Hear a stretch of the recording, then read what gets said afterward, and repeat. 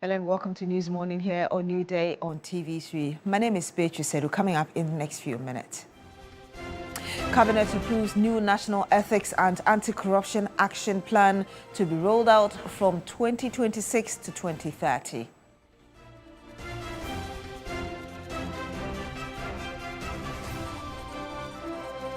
Also on the program this morning, residents of Anjuraso in the whole West District of Water Region sound alarm over what they describe as the rapid destruction of the vegetation surrounding the community. And much later on the program, Ghana Maritime Authority says a new policy is being developed to strengthen the welfare and working conditions of seafarers.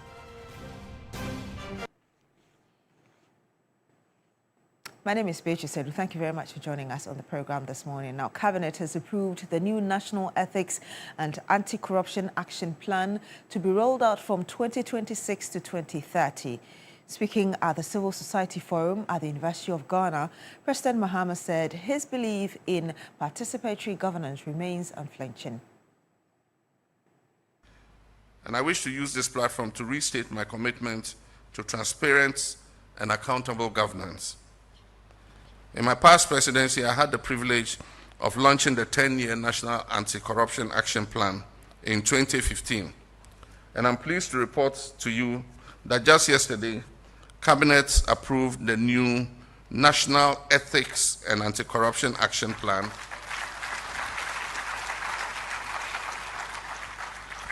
(2026 to 2030) for onward transmission to Parliament. I'm also happy to announce to you that yesterday Cabinet took a decision directing the Attorney General to draft a bill for the protection of state assets.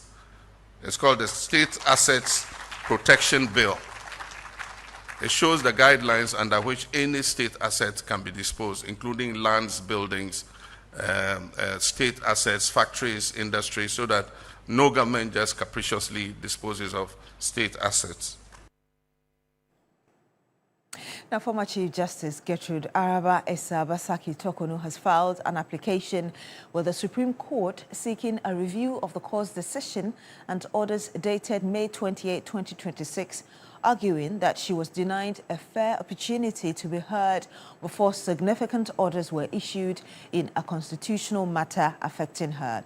In the review application, Justice Tokonu asked the Apex Court to set aside its earlier ruling and revisit proceedings that culminated in the consolidation of two constitutional suits and the fixing of July 2, 2026 for judgment.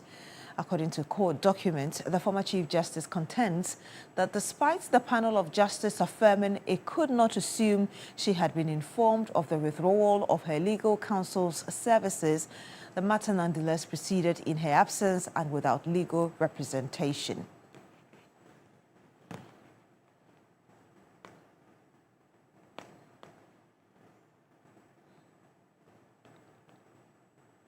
Some more here in residents of Anjuraso Wase in the whole West District of the Water Region are sounding alarm over what they describe as the rapid destruction of the vegetation surrounding the community. Heavy-duty trucks have taken over sections of the mountains surrounding the area, excavating and hauling sandstones for ongoing road construction projects. But residents say that their homes have become vulnerable to flooding as the once protected vegetation on the mountains disappears. The mountains surrounding Anyawasi were covered in thick green vegetation. That cover acted as a natural shield, absorbing rainwater and protecting homes downhill from floods. But today, that greenery is disappearing. Heavy-duty machines and trucks now dominate the mountaintop, excavating and hauling tons of sandstone for ongoing road construction projects. Residents say the destruction has left their homes exposed. Whenever it rains from the top, the running water goes directly to my house. And as a result, you could see the trace of the dry water on the wall. And it has taken over the whole environment where I reside. It even gets to the room. As a result of that, I've created this channel so that the running water will go through, but still it overflows.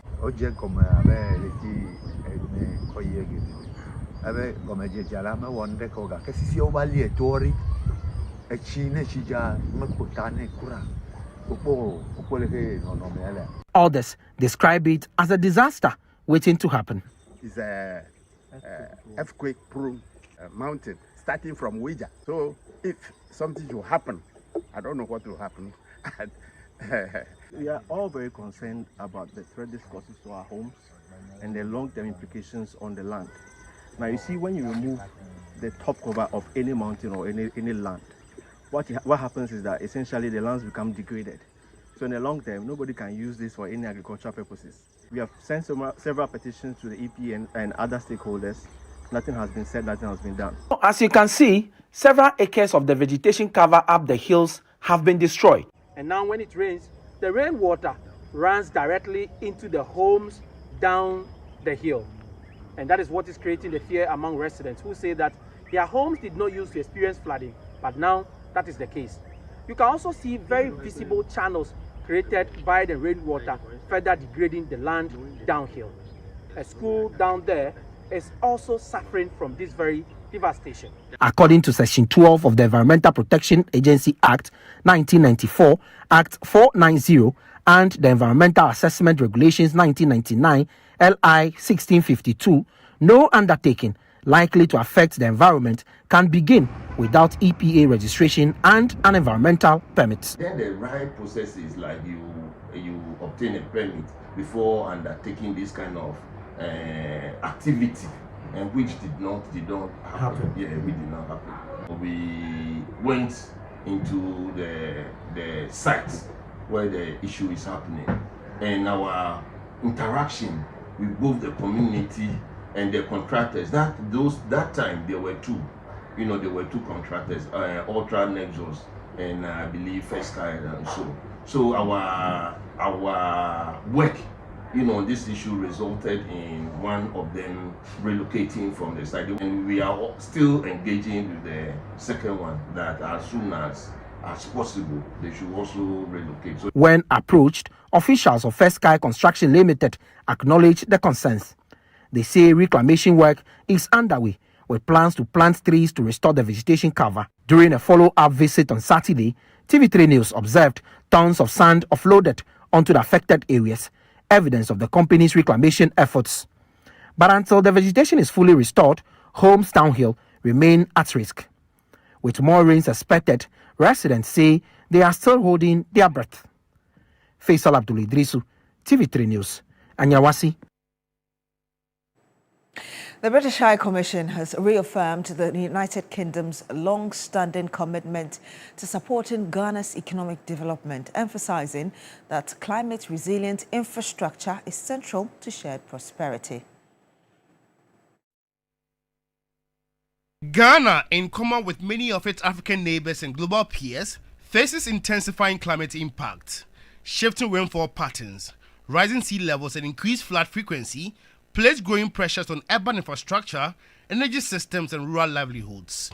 Ghana's exposure to shocks makes investment in climate-resilient infrastructure an immediate development priority.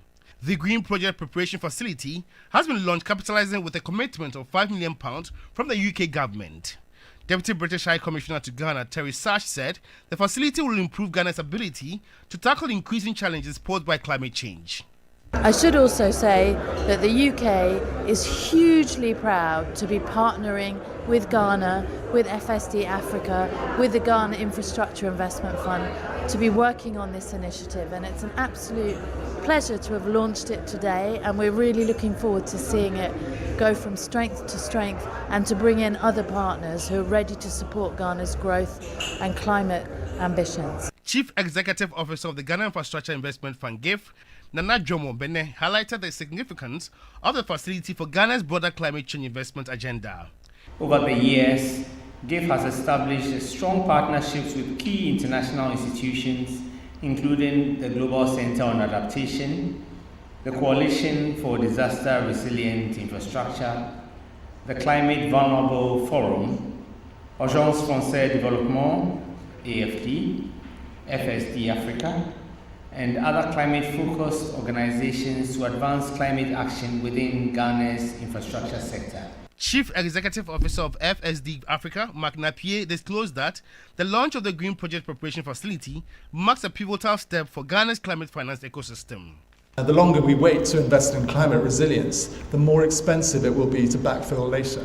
So we need to build now. We need to build to drive economic growth, to create jobs, and to improve access to basic services like energy.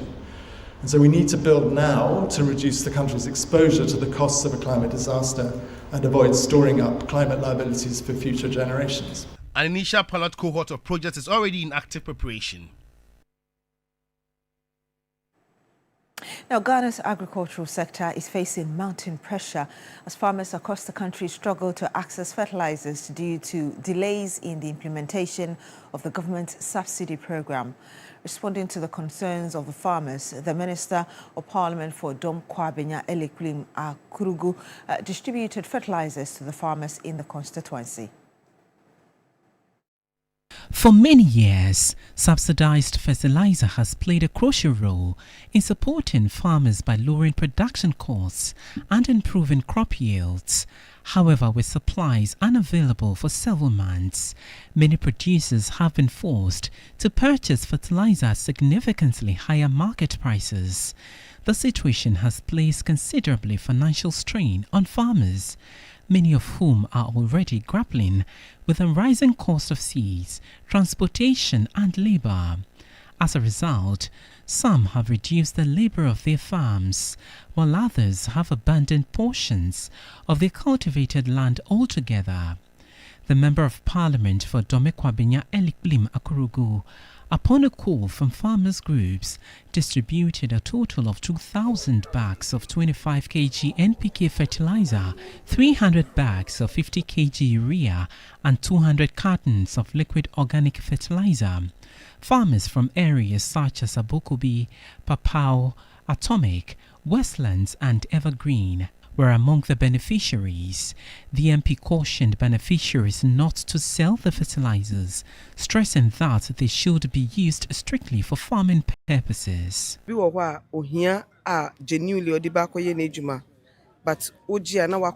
it doesn't help the cause. So I sent a warning to them, say we are going to monitor them henceforth. Who indulging in such practices will get at you.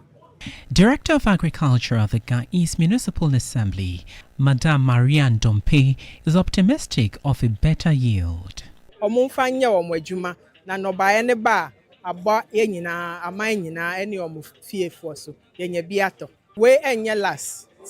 year this year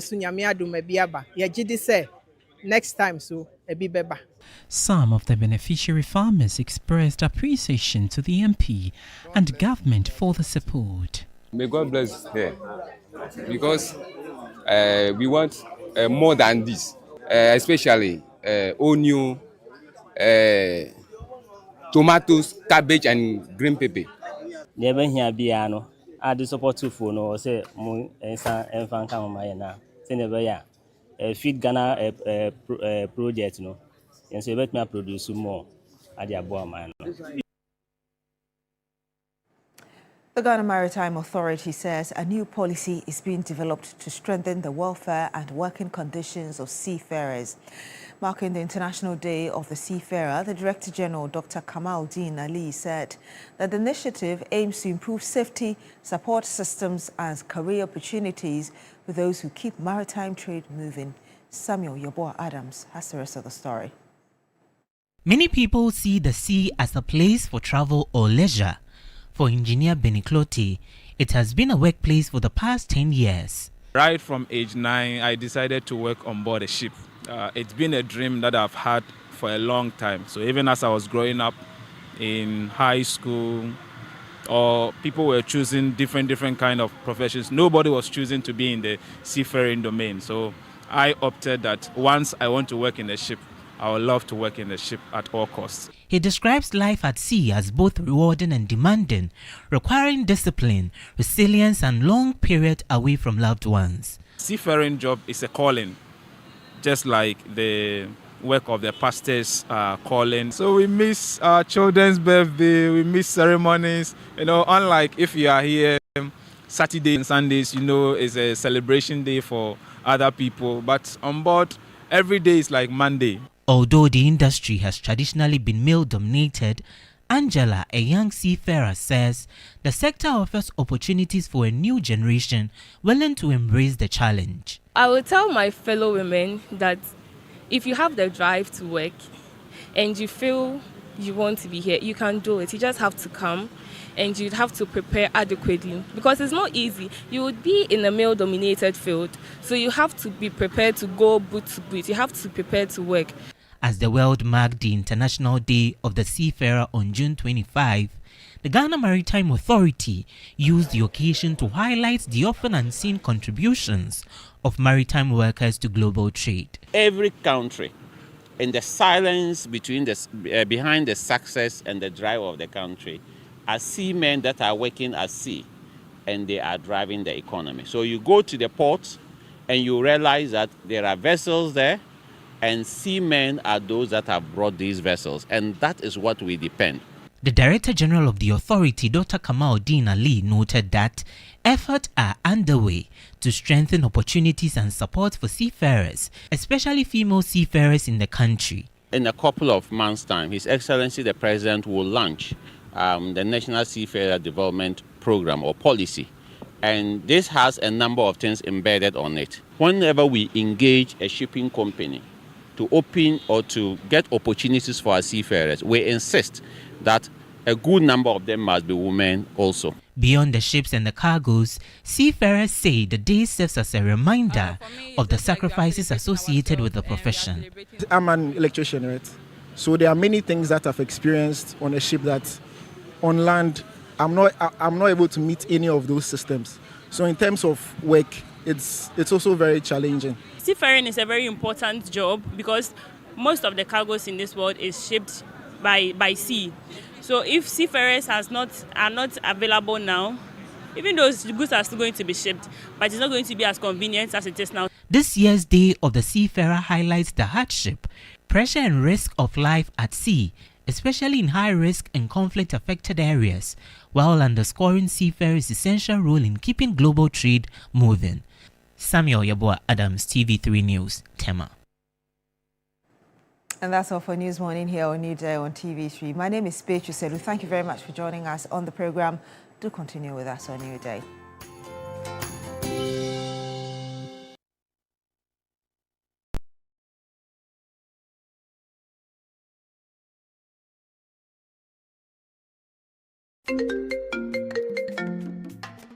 Hello, my name is Pamela from Customer Service. Please revalidate your account by texting your Ghana card.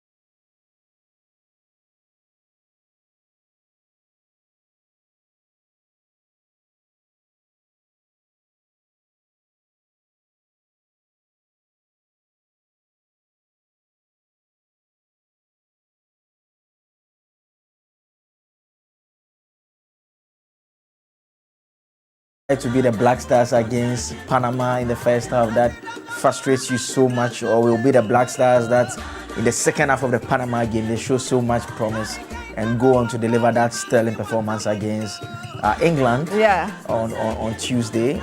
Or what type of Black Stars? I mean, that's the confusion always. But I mean, the point is that the team has the potential to be great. Yeah. They have the potential to do amazing things. We have a great coach. I've heard over the last 2 days, I've heard from some football greats who worked with him during his days at Manchester United, and they've spoken about how they were not surprised with how he set up Ghana against England.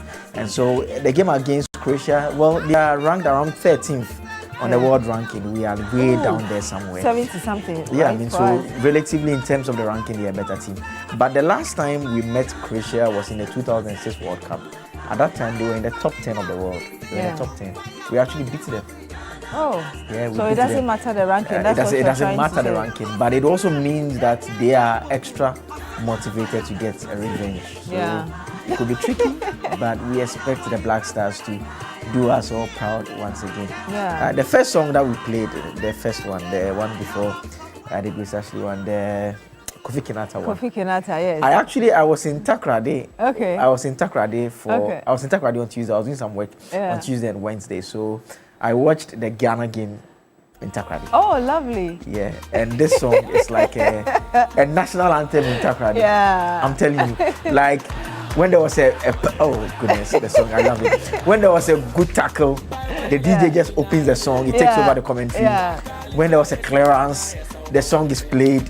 When it's a hydration break, the song is played. And when the game ended, there was Soluku with this song. Yeah, it's a very nice song. I love it. Yeah. I love the song. It's so nice. But hey, welcome to New Day on TV3. It's a Friday, and we're all excited, preparing for the Black Stars game tomorrow. But really, what should we all expect today, Blake? I think it will be a chance for Ghana to make all of us proud, and it's an issue that when we open the phone lines on this morning segment, will allow you to call in and share your views with us on the Black Stars situation. But a bit more later on the show, when we start the big issue discussion, we'll talk about the issues around utilities. You know that the price of utilities have gone up some 2.something% by the Public Utilities Regulatory Commission.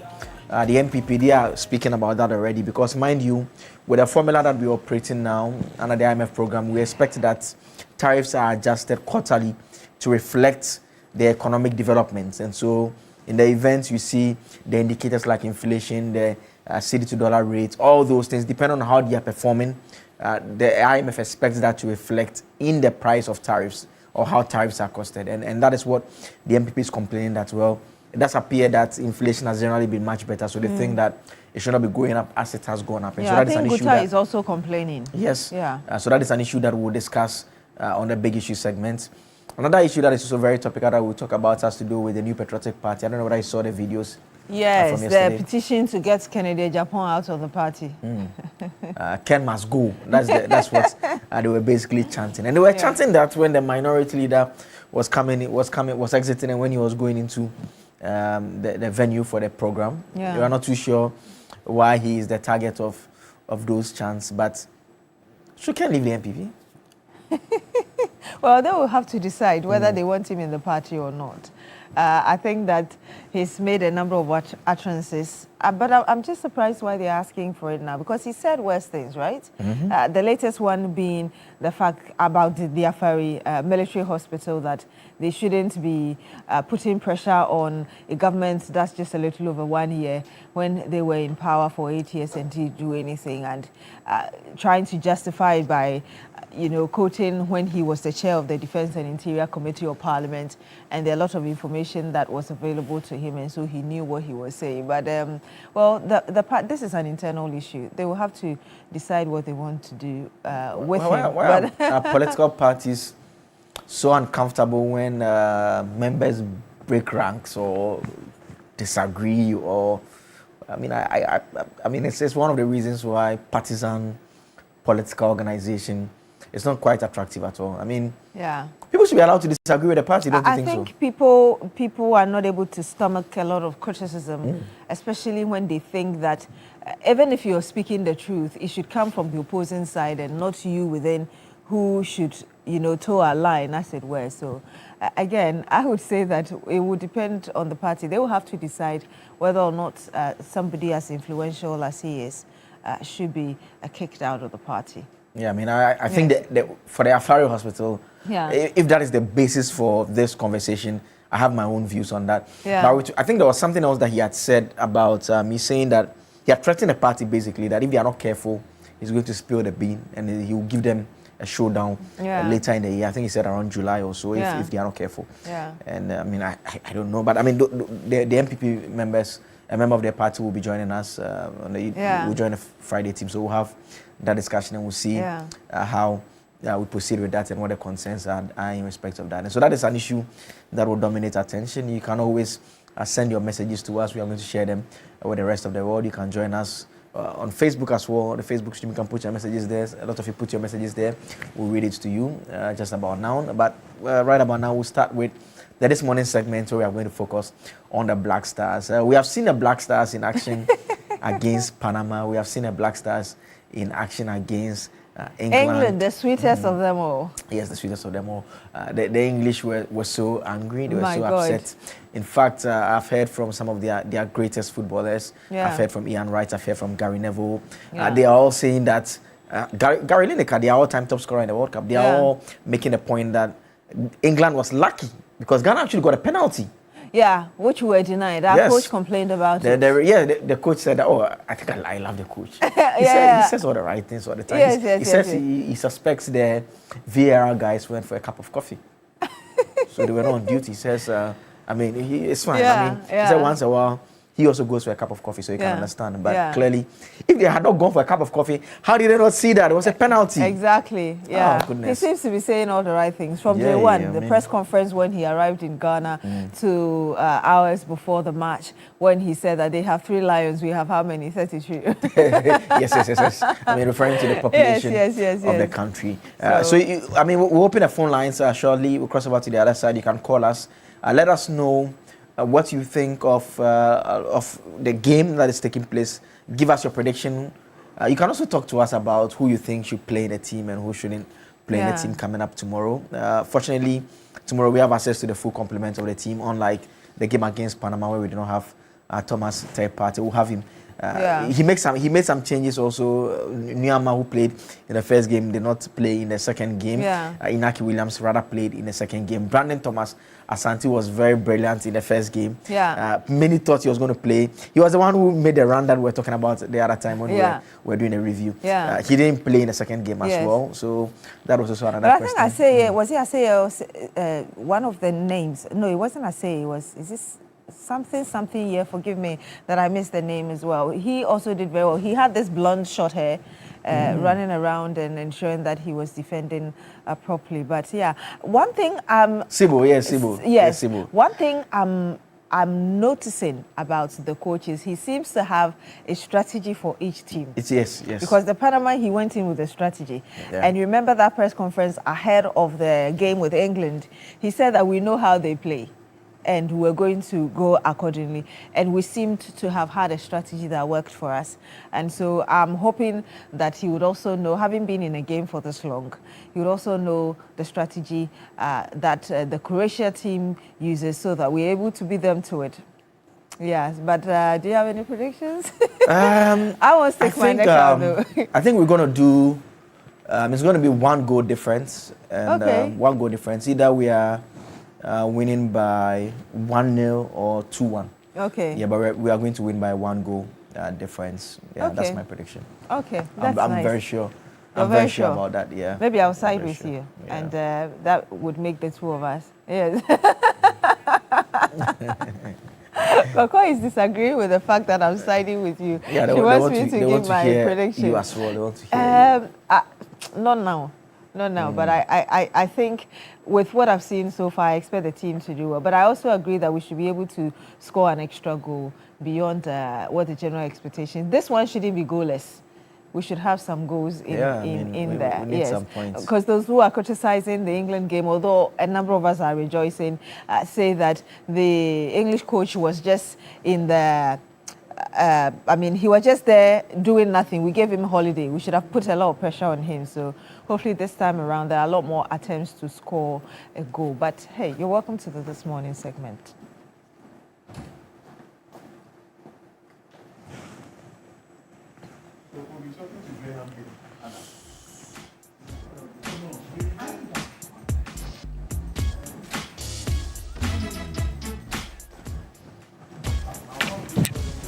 Me.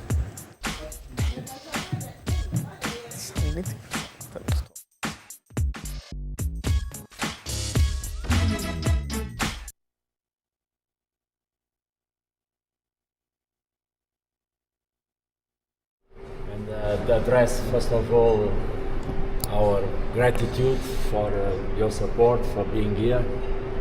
And sometimes the word thank you, we use it so many times in so many different circumstances that start to lose the really meaning of saying thank you very much.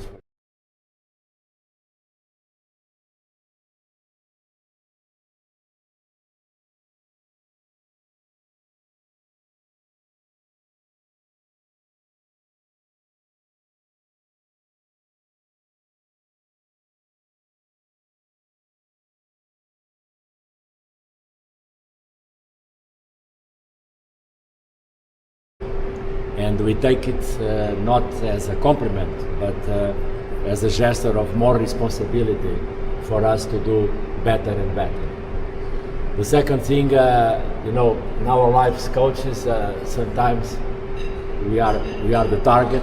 Special national team coaches, I learned that it is a man with the country or without the country, against the country or without the country. That's our job. That's why we are the coaches. And you sent in my name some compliments. Without this beautiful stuff, was not possible.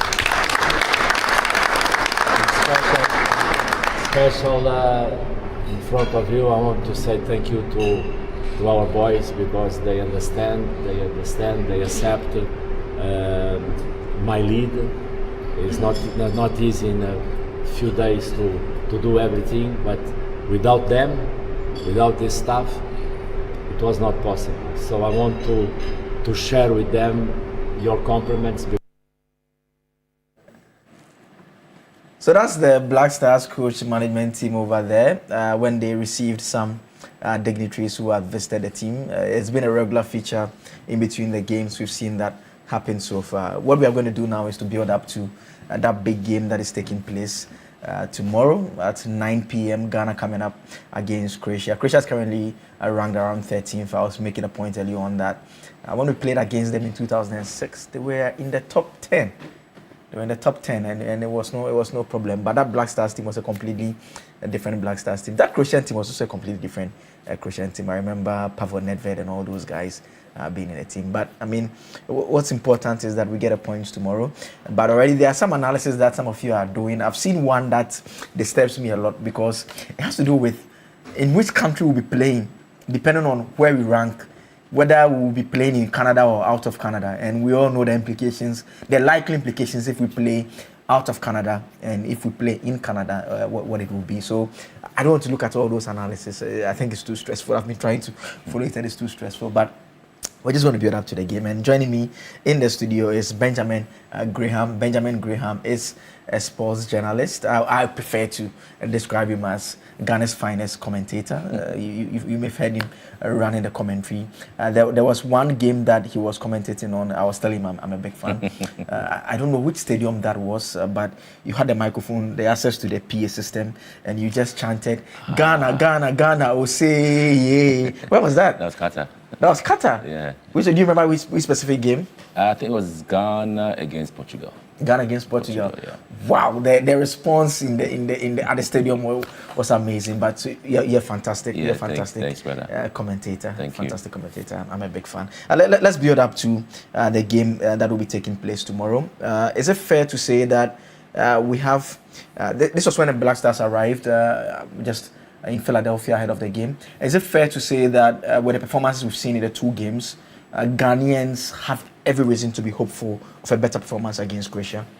I think we should. And that's where, when you listen to the coach, he's very much cautious about it. Why? Because there are a lot of people who still believe that we haven't really been that vintage. We haven't really been that efficient as expected. And rightly so, because you're expecting Ghana to score more goals. And that's why the mathematics is setting in right now. Because if you take a look at the groups now, or the points build-up, you realize that England have 4 points, but they have a certain goal difference against us. And we also have 4 points. And the only goal we have is against Panama. And then you have Croatia with 3 points. All right. They also have a deficit in terms of goals because of the number of goals they conceded against, England. And you have Panama. So their argument basically is what happens if Panama beat Croatia, basically, or what happens if, Panama actually beat England. Yeah. What happens if we also lose to Croatia? What happens in terms of the goal difference and all those things? So it's playing a role there. Because then you've watched other groups where you've seen teams have 4 points, but they have to wait and see what happens in the other groups there. So we haven't really been that efficient when it comes to goal scoring or to score more goals. And that has been setting Black Stars play. If you take a look at 2006, for instance, and then you did allude to it, we played actually Czech Republic, now Czechia. And so we remember they were 5th in the world. We were somewhere languishing at the latter stages of the ranking. But we actually beat them 2-1 and then went ahead to qualify. If you take a look at 2010, for instance, we didn't score too many goals, but yet we managed to qualify. So we don't really get to score too many goals, but we get a job done. And that's why people are really looking at, if we are to look at this particular Croatian side, it's likely we can beat them. But again, they also need a win badly to also progress. Is it fair to say that from the way we've set up in the 2 games, especially our starting lineup, we've not set up to score goals? We've basically, especially the game against England, and at every point in time, he even brought on Prince Kwabnedu and took him off and brought on the Baba Rahman, the left back. I mean, we don't seem to be set up to want to score. I think you also have to understand that if you try to score, you also have to defend. One of the bane is that you're playing, if I should use the word, a makeshift centre-back system, in a sense that the 2 centre-backs, this is the first time they're playing together at the highest level, because you don't have Jiku, you don't have Salisu there. So you are now playing Jerome Opoku and Ajete. They haven't really been your most trusted centre-backs. How do you protect them as well? And how do you also protect the goalkeepers? And so you're playing, Gideon Mensah, you're playing Senaya. First time also playing for the Black Stars at right back position. So you're trying to make sure you have a certain protection. That's why if you take a look at the English game we play, I tell you, every time we lose the ball, we seem to have our 7 players in the box protecting the goalkeeper, protecting the goalpost, ensuring that we don't concede. And that's where you watch the coach tactical play. He then finds a way to use the wingers, the players who are very fast. You have Inaki, we have Semenyo. Then Jordan is your man trying to hold up play to make sure the wingers move. And also when you have around the 70th or 75th minute, when you think that the opposition is now beginning to be a bit wary, then you bring in the Ishahakus and the Prince Kobna, Edu. They also have the pace to run. So he has a way of, I'm not going to, if you can't score me, or if I can score, you can also score me. So that's the frustration we normally give to teams there. But where we've gotten to, we need to score so we can have an easy way of making it to the next stage. If we're going to have to play a little bit defensive and then we have to concede, it will be a problem. So this game is a must-win, and a must-win too means that we have to score some goals to ensure that we get to the level we want. But the counter-argument against that last point would be that Croatia, they have 3 points. They have just 3 points after beating Panama by a goal to 0. So going into this game, if we pick up a draw, we go to 5, they go to 4. So at the starting point, maybe we may have to still defend. Why would you want to pick a draw? Because that's the mistake South Korea made against South Africa. They thought that, Mexico is doing the job for us, so let's go for a draw. Before they knew it, they were beaten. So I would say let's go for a win. Just go out there and win the game. If a draw comes, it's good for you. But if you have the mindset, I'm going for a draw, the problem is that your opposition also wants a win. And so you don't want to put pressure on yourself, but just go play your game and make sure that you get the win. Because the Croatians, for me, I've seen the weaknesses in the setup. The advantage we have that we have young players who can actually run at any team. And so we need to make sure we unleash the young players to go out there and then play their football. Other than that, if we want to be a bit cautious a bit defensive-minded, we may have issues. Let's talk about the team. The first game, we had Atizigi in post. The second game, obviously, he was not that fully fit, so we had Benjamin Asari come in. Going into the third game, let's stay on the goalkeeping department. You expect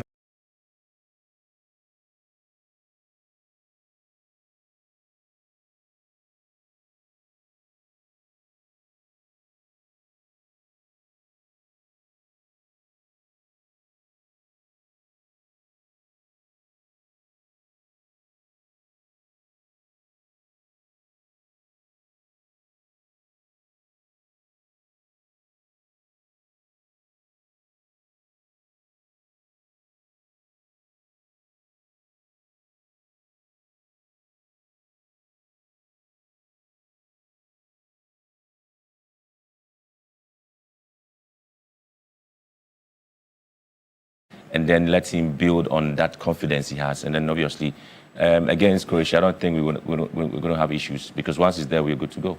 Is it fair to say he's our best goalkeeper? Absolutely. Right now, he's our best goalkeeper. There's nobody else to say that you want to compete with him in that position. He's the best goalkeeper for now for the Black Stars. So we need to really appreciate that. With regards to the back line, if there's no injury, I guess we all agree we should maintain the same back line. Senaya, Jordan Opoku, Ajeti, and Mensah, Gideon Mensah on the left back. We don't have a problem currently. We haven't had any concerns regarding the back line. I think it's been solid. And of course, the midfield, you have the Pates, you have the Year and Cheese also there. And I don't think we also have a lot of issues to deal with it, in the sense that these are very compact and very disciplined players. If you take a look at our forward liners, you're talking about the Jordans and Inaki Williams and Semenyo. I think these are the three players currently that have the trust of the coach. What happens mostly is that anytime we play, in fact, against England, we played the 4-5-1, where we had to make sure that we suffocated the English team in the midfield area. However, anytime we also on the offensive, the 4-3-3, of course, then you're releasing all your offensive players. So I think it's very important we look at the formation that we want to have in that game against Croatia. I don't think we want to be defensive in that game. You know why? Because the coach knows that I have all the Croatians. I initially felt that, oh, this is a side that we're going to have issues. But when I watched them against England, I noticed that anytime you have a certain Modric who's about 40 years in the game, he cannot run like any other young player. And if you take a look at the Argentina team, watch Messi, he doesn't overdo things. He keeps relaxing until he gets the ball. Ronaldo, same, because they are in their 40s. You don't expect to have them being a little bit, energetic in running in the midfield. So if you play that Modric role, then what it is that we're going to have a lot of young players around the Croatians. And so we need to take advantage of that. Unless he decides to play Kovacic and not play Modric, that'll be a little bit different. And having them watch our game against England, I'm sure they're also going to map up a strategy to ensure that they win their midfield battle. At the point, we won the midfield battle against England. And that's the reason Declan Rice and the rest felt that, in fact, for Rice, he knew that this was a very tough game for him. Bellingham also admitted to the fact that, listen, it was a tough game for them. And that's the experience of Carlos Queiroz. He's been there before. He's seen it all before. So going into games, he knows the strategy to map out. So I think we need to be very, very intentional about our decision in a game against Croatia. I mean, in the first game, we didn't have access to Partey, so we fell on Elisha Owusu and Yurinchi. In the second game, when we had access to Partey, Elisha Owusu did not play. We rather went for Sibo joining. What do you think may have accounted for that change? Because Sibo is more aggressive. He brings in a certain energy in the midfield there, because then he's sitting right in front of the back four. And of course, you have Partey pushing the offensive players, and Yurinchi in there to make sure he also helps in the distribution. Or you also change the position. Either it's Partey sitting in the middle, or Yurinchi's pushing. And anytime you have that movement, you realize that your wingers are always in there. So what this is that you need that sort of block. And that's what Sibo does give you in that game. And obviously, he did his job pretty well against England. And so it's very important to take a look at what style of play you need in the game and which opposition you're facing. And so if you're facing Croatia, what you do is that you need to win the midfield battle. And you have these players to do that. And that's why I'm saying that we may have the advantage, because you may not have the energy of Modric in there, because then he is probably the main man you're looking at distributing things. Pulisic, for instance, I mean, if you take a look at the attackers and you want to see what exactly they bring on board, you're not going to have, they haven't really been the set of players that I would say the Croatians would want to scare us with. I don't think so. And I think that Perisic hasn't really scored the goals that we need. He hasn't been vintage in the games against Panama and the rest. So I think I will take advantage of that and then see what we can do, because I think we have the energy, we have the players to beat Croatia. We just don't need to go and say we want to have a draw. I don't think that's going to help us. So let's keep Sibo, Yorenchi. Yeah, I mean the same lineup. Just keep it up front as well. Same. Absolutely. Maybe I would want Kwesi to start. Kobnedu. I want him to start because of one, he's got the speed, he's got the energy to run, and so if you really want to score, we score early, and I think that he can give us that. And I think that ahead of who, Inaki or Jordan? Yeah, because you see, when he came on, that was where you and I or everybody kept saying that we should have had a penalty because of the aggression he brought on up front there. Because then we realized that we can do it. Because he's got, again, the energy, he's got the power to, drive his way through defense and then get the job done. So I think that we need to have such him, maybe perhaps starting this game. And because Jordan, in a way, picked up a little bit of a knock.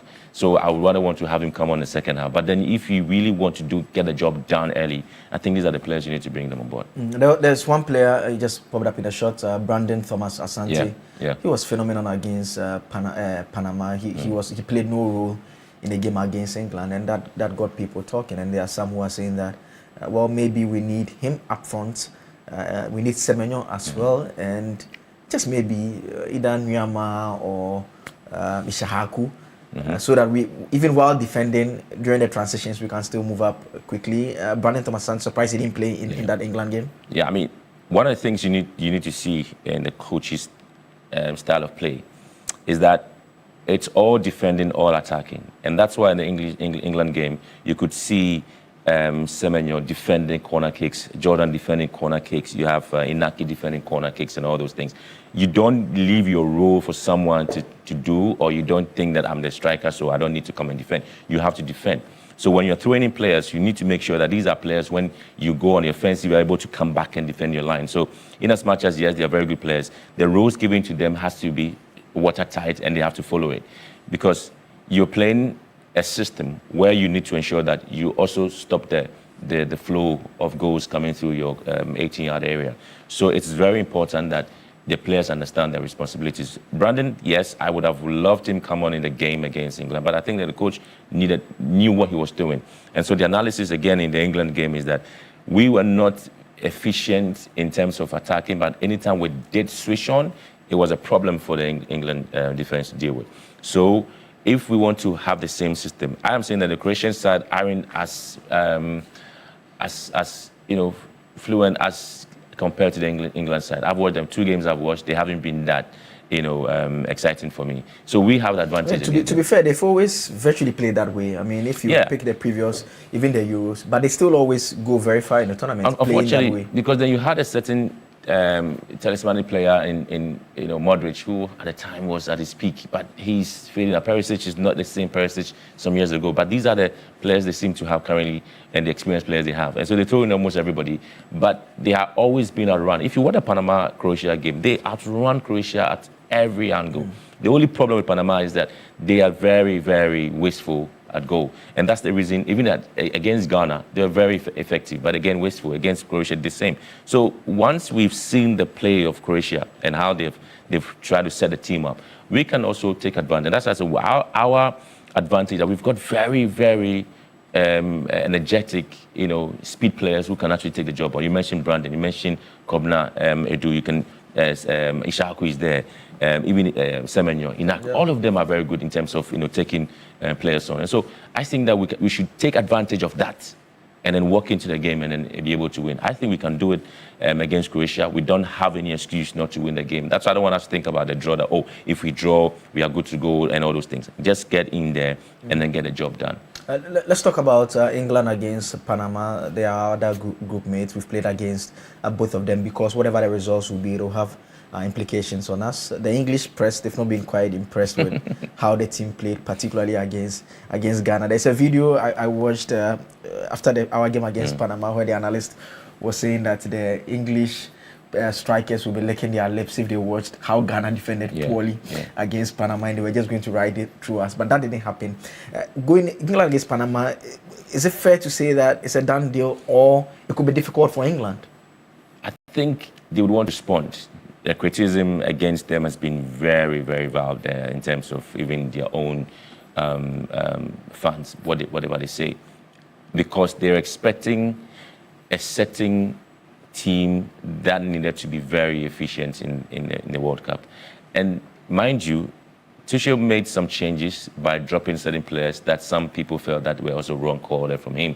And so he's come down that sort of attack because they felt that there were equally good players that should have been there, like Phil Foden should have been part of the team, Cole Palmer should have been part of the team and all those things. So they are thinking that they are a little bit static. They are not too dynamic in terms of their ball possession and in terms of their forward play. So that's the reason they have issues with the team. If you come up against Panama, for me, I don't think Panama is a very bad side. They're a very exciting team. The only problem is that they're very wasteful. They're a little bit inexperienced when they find themselves in very good areas to score goals. I've seen them play, and I think that England will take advantage of some of the wastefulness of Panama. England has got the players, and one of the reasons even the fans got a bit disappointed was the fact that Rashford, if had been brought on early, would have had something to do. Again, if Saka had been brought on early, would have had something to do. So sometimes they also question the timing of the substitution of Tuchel there. They think that he delays a lot in bringing the players that would have caused some bit of havoc to position. And so one of the decisions going against him is those substitutions. But I think he might want to really unleash Saka and unleash Rashford against Panama. I think he want to do that. And for Kane, he doesn't have a problem there. But I believe there's a midfield that we're not that efficient against Ghana. Of course, the way Ghana played was going to be difficult for them. So Bellingham and Declan Rice, they've got work to do. I don't think that Anthony Gordon would want to start. I don't think he might want to. Maybe if he does, that's also perfect against Panama, but I think he might want to try Saka.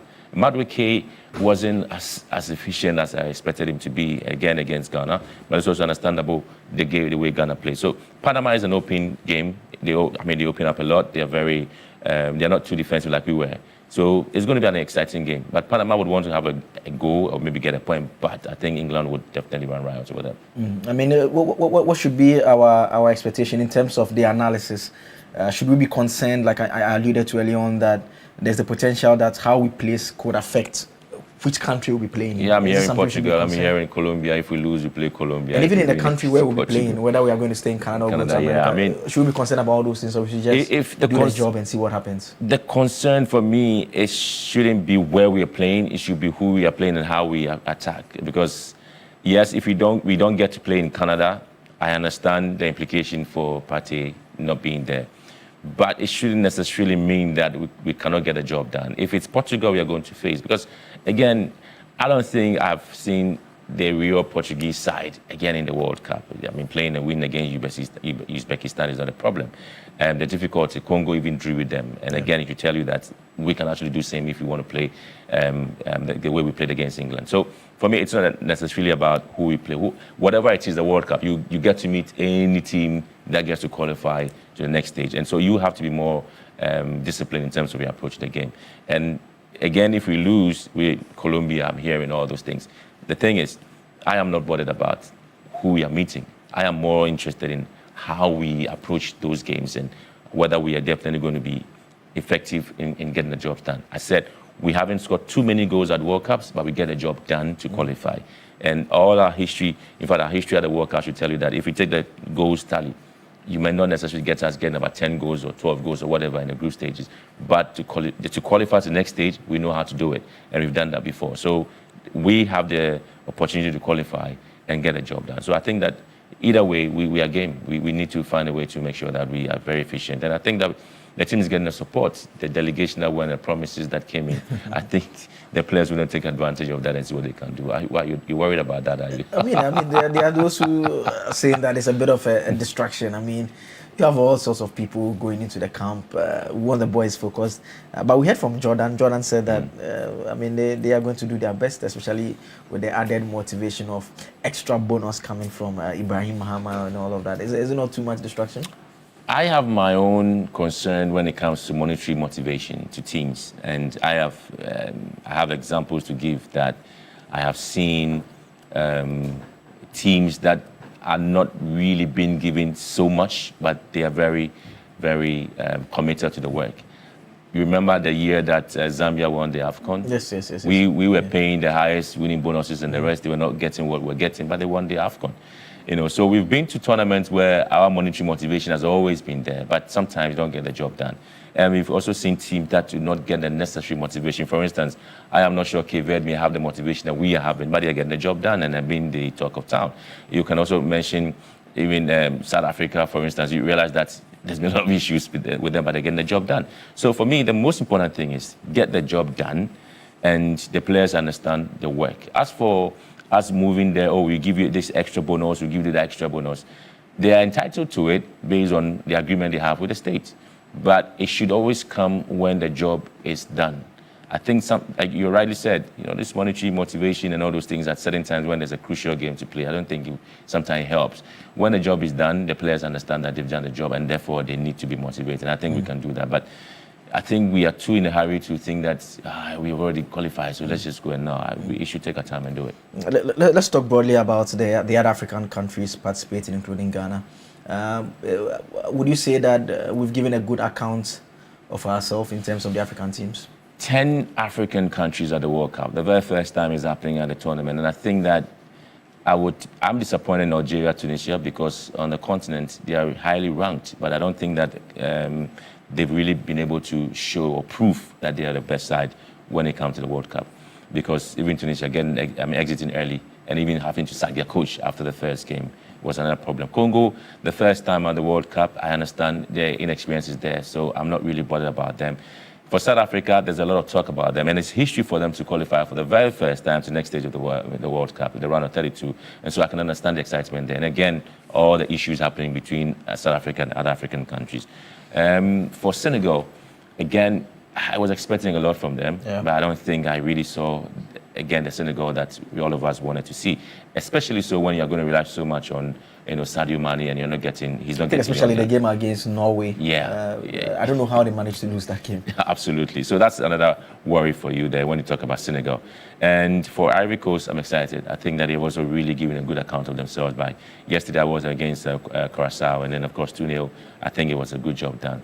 And then you're talking about Ghana as well. You were expecting something to come from Ghana. Cape Verde, I think, again, it's another history for Cape Verde. I mean, that game and the draw against Spain was an exciting one. And so the 10, those that haven't, I don't think that I would want to say Cape Verde and didn't have the experience, and for that matter, they were going to be beaten by anybody. The good thing about some of these teams, especially for Cape Verde and other sides, is that they have a lot of players who were born in Portugal and raised in Portugal and have started playing football at the lower levels over there. So it's good that they have, you could realize there's a team that played together for a long time, and so it was easy for them to move on. So I think I am excited for them, and for Ghana as well. I think that everybody expected a lot from Ghana, even though the 10 teams, the 10 African teams were the least ranked, the 10. I think that's something which made people believe that we're not going to do well. And even our group, Panama was even highly ranked ahead of Ghana. So I understand those who felt that, no, with that ranking, we're not going to do better. But at least we've shown that when we have our backs against the wall, we are able to come clean. And so I'm excited. But for the North African teams that had to exit early, except Morocco, Morocco, they've been amazing. They've been amazing. Morocco. I've seen people argue that potentially it's what they are doing, bringing in what we would call the Dokus and the Callum Hudson others in their situation, because I think the first lineup they used in the game against Brazil, almost virtually all of them were not born in Morocco, and maybe that is working. I mean, getting your best talents in the world, no matter where they are hailing from. The thing is, it has to be a plan. And I'll give you a story. Comoros did same. The day or the year that Comoros became one of the toughest teams for us to beat was when they had to go to France, and it's a community where they have a lot of Comoros players or people of Comoros descent there, and they had to go and pick those boys and then eventually build a team around them. So if you take a look at even Curaçao, majority of the players are born in Holland or the Netherlands, and so some of them have played at U15, U16 of the Dutch national side, but couldn't progress to the main team. So then they have to pick them. So we don't have the luxury to think that we are going in there to pick players who were born perhaps in England or Spain and are doing well. We have a lot of talent, and so it's not necessarily bringing them, it's building a team around, up for that. For Morocco, they did that 4 years ago. They've not dismantled the team entirely. They've kept the core and still bring in one or two to beef up. What we normally do is that sometimes we just dismantle the team and then keep bringing in new players. So we sometimes don't have a team ready for the next 4 years. Let's say the next World Cup, you might not be mentioning the players I'm mentioning now, because you're not going to have the Jordan there. You might not have the Inaki Williams there. You might not. I don't know what's going to happen in terms of injuries to the other players. How do you get the team ready for the next, World Cup? And so for me, the most important thing is about how do we prepare for the next World Cup. And for Morocco, they keep preparing, and next World Cup they are co-hosting with Portugal and Spain. So it means that they have a lot of work to do. So this is just. They may fade up certain players, but the core will still be there. And that is what we need to do. And so for me, yes, you can bring in the Dokus, you can bring in all those players. Are they a team? Are you going to have a team, or you're going to have individual players in the team? And I think that it's something we need to look at, because next 4 years is eventually another opportunity for us. And remember, when we come from the World Cup, next June we are playing the AFCON. And so you still need to have the team ready to compete on the continent as well. Finally, prediction, Ghana-Croatia. I am very bad at predicting because most of my predictions have not worked. So I just would think that it's a big win for Ghana. I think we can get the win, and we need to get the win. No matter what, we should never, ever think that we are going for a draw. Let's go and kill the game against Croatia. For me, that is the ultimate, and that's what we need to do. I think we are going to win with a goal difference of 1. And why are you watching the game? I have not decided yet. There's a lot of watch parties around. Yes, and the GTA is having one at Legon, so it's a lot of people going to be there too. Maybe pop by and see how that will go. But thank you very much, Benjamin Graham, a sports journalist, sports commentator, for joining us this morning and discussing the Black Stars game with us. Some messages that have come out so far. This one here from Prince Henry Koforidia, aspiring Eastern Regional Communications Officer. You say that, okay, you're talking about politics. Don't worry, when I switch over to the other side, I'll deal with this. But Aziz Donla, you say that you expect Ghana to beat Croatia by a 1-0, but our last game was very interesting, especially in the second half. Our goalkeeper was incredibly aggressive. His timing and positioning were also accurate. Okay, that is your view there. Once we cross over to us, you can still send your messages and your predictions to us as we delve into the big issue segment in just a couple of minutes. But as always, remember, you can pick up your day the Milky Way with a rich, smooth taste of Peck shortcake. It is pure delight. Thank you so much for joining us for this segment, and thanks so much to Benjamin Graham, sports commentator, sports journalist, for joining us. We'll take a quick break. When we come back, we'll have the big issue discussion where the usual Friday team, they are the other side of the studio waiting. I'll flip over there and have that discussion. Stay tuned in.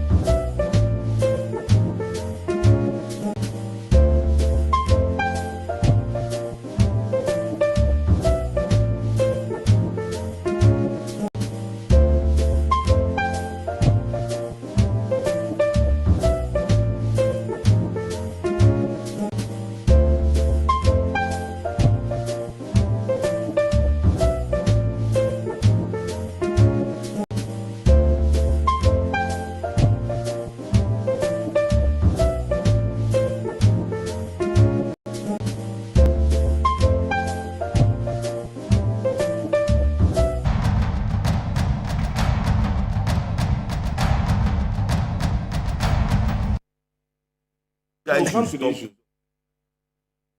Everybody have seen you guys for what you are. Oh. You think Ghanaians don't watch? Ghanaians don't want you to be on the show. I don't know whether you read comments. Thank you for staying with us here on New Day. It's time for the big issue, the discussion segment where we delve into the major political issues and talk about it. And already you heard a bit of the background discussion that was taking place. Joining me in the studio this morning, Kojo Poku Insafua is an energy analyst. He's also with the New Patriotic Party. Good morning. Thank you for joining us this morning. Also with us in the studio, as always, on Fridays, Ibu Bakman. Ibu Bakman is with the UP United Party. He's also joining us in the studio. Kwame Jantua is an energy analyst as well, a legal practitioner with the Convention People's Party. He's also with us in the studio. Thank you, gentlemen, as always, for joining us. The two issues will dominate the discussion. We'll start off with the issues surrounding the Public Utilities Regulatory before you Commission. Go there, I have a small beef I need to find out. Good morning to our viewers. And let me ask all of you, who is responsible for the welfare of Ghanaians? The welfare of Ghanaians? Yes. Who's responsible? Can anybody tell me? Who is responsible for the welfare of Ghanaians? Is it government? Is it the individual? Who is it? Mr. Janto, you want to teach a history? Who is it? It's just a simple question. No, it's not. You have it's to a very simple you question. Have to go into I'm asking a question for a reason. Yeah. The government. Yeah. May I please plead? And I'm sorry. What do you call it? Is not here. AB is not here. I want to plead, President, Minister of Roads, Ghana Highway Authority, Urban Roads, Safety, Civil Society. That motorway during the rainy season is a death trap. It's a death trap. There are no lights on the motorway when it rains. Last night, I used the motorway. I spent an hour on the motorway. No lights, nothing, and it was raining heavily.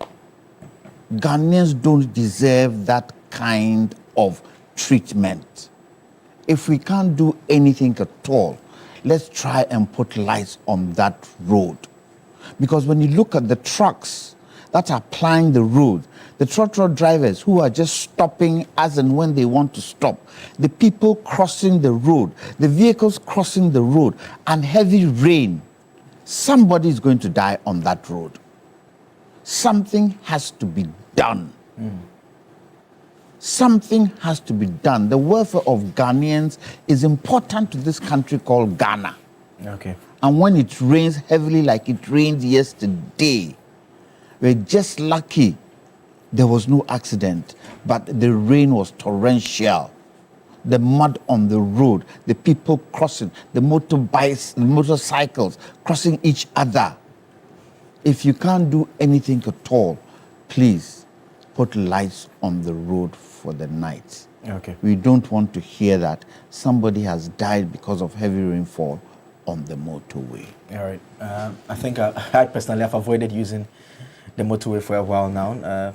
We know there's some construction ongoing there, but at least the lighting can do a lot of good, and that should be done as soon as. And you know there are curves, and the roads too are not smooth. Yeah. So you never know, you fall into a in fact, some pothole. are potholes that have been filled up. Filled but up, it's not been filled exactly. properly. All of that, yeah. It's not. the very Ghanaians best. don't deserve that kind of treatment. Yes. So it's something that needs to be attended to.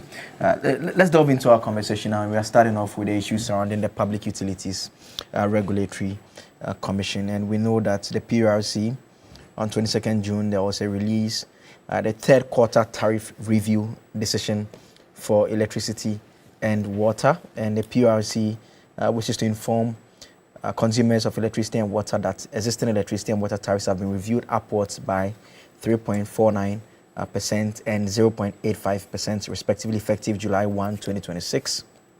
And it explained that these adjustments have been carried out in line with the Commission's mandate to review tariffs on a quarterly basis to reflect developments within the quarter. And so the review tracks movements in key operational sectors which are beyond the control of the utility service providers, but key in operating the services they offer. So it makes reference to the exchange rate between the Ghana cedi and the United States dollar, domestic inflation rate, electricity generation mix, and the cost of fuel, mainly natural gas, to power the thermal plants. And the PRC indicated that these adjustments have been undertaken to maintain the real value of the existing tariffs, which would enable the utility service providers to remain financially viable and to deliver on their services to consumers, while bearing in mind the impact on the well-being of the consumers in general. And the New Patriotic Party, particularly their members in Parliament, have not been impressed with the announced tariff adjustments. And the ranking member on the deputy ranking on the committee has actually been speaking, where he makes the point that he believes that the adjustments are unjustified, and also makes the point about the implications to have on consumers. So first, let's listen to him talk about whether or not the tariffs are justified, and he says it's not justified. We remember the promises. The NDC campaigned loudly on reducing the cost of utilities, easing the burden on households, and fixing the energy sector. 18 months into their tenure, Ghanaians are paying 26.82% more for electricity than they were when President Mahama took the oath of office. This is a broken promise. Since the NDC government took office in January 2025, Ghanaians have faced a relentless cycle of utility tariff increases. That supposed second quarter relief has been effectively erased within a single quarter of its announcement. The NDC's loudly talked about reduction has lasted exactly 91 days. Electricity tariffs now stand higher than they did before the so-called reduction. Ghanaians were given a temporary breather, only to have it snatched back. Since January 2025, electricity tariffs in Ghana have risen by a staggering cumulatively 26.82%. Over the same period, government awarded workers a meager 10% wage increase. Less than a third of the tariff burden placed on those very same workers. He also talked about the implications that this would have. We can listen to him now. Consider also what this means for industry. Ghana's manufacturers, processors, and small enterprises operates in one of the most tariff-burdened utility environments in West Africa. Every upward adjustment in electricity costs erodes their competitiveness, raises the cost of production, and ultimately pushes prices higher for the very consumer the NDC claims to be protecting. The 24-hour economy cannot run on a 26.82% more expensive electricity. Jobs cannot be created when the cost of powering a factory keeps climbing every quarter. The generation mix of 20.9% hydro, 79.1% thermal remained completely unchanged from the prior quarter, meaning no new cost pressures arose from that front either. The mathematical justification simply does not hold. Ghana has formally exited the IMF Extended Credit Facility Program. The conditionalities that accompanied that program, including requirements around cost-reflective utility tariffs, expired with it. The NDC government is no longer bound by any IMF obligation to raise electricity or water tariffs. They are free. That excuse is gone. What Ghanaians are now witnessing is therefore a deliberate policy choice. The administration has continued to allow the PRC to impose quarterly tariff increases on citizens who were promised relief. It is therefore safe to say that this is the NDC's tariff regime, chosen freely and felt painfully by every Ghanaian. Collins Adomaku-Mensah is Deputy Ranking on Parliament's Energy Committee, a member of the New Patriotic Party. They're speaking about the PRC's adjustment of tariffs. Fortunately, I have two energy analysts. I have an economist also around the table who will delve into all of these matters right about now. Let me start off with Mr. Jantua at the other side. Mr. Jantua, let me start off with you. fair to say that, he makes the point about what the adjustments have been since the government took over, and he believes that Ghanaians today are paying more than they were at the time the NDC took over. You agree with that? Good morning. I really don't understand why PURC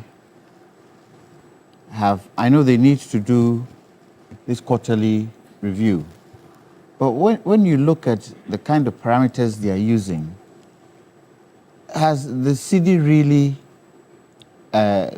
gone down with regards to comparing to the dollar? Because they used that as an example. There were 4 parameters they used. If you can help me, it was the cedi, inflation, generation mix, price of natural gas, and price of natural gas. Generation mix, we've got what? Hydro. And then we're looking at the cost of LPO, is it LFO, LPO?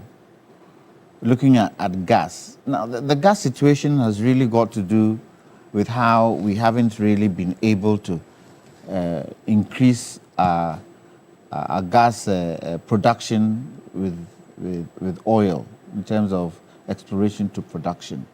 But I really don't think that at this material moment, the parameters they are giving us contribute to the amount that they're asking for. I would have suggested, and I think I suggested on another show during the week, that when you look at the parameters, everything seems to be going well. The increase in the depreciation in the cedi has not been that extraordinary. It is manageable. And when the PURC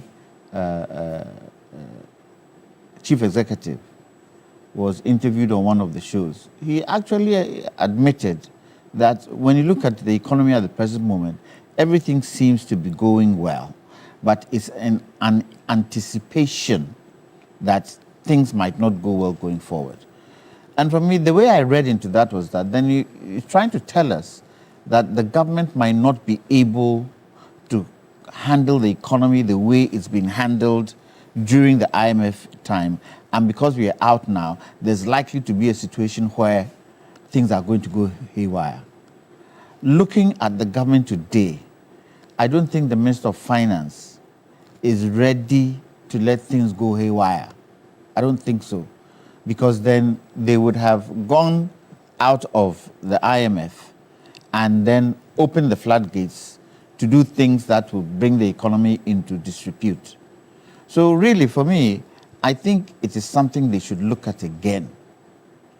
IPPs at the present moment, we've been able to pay IPPs to date, haven't we?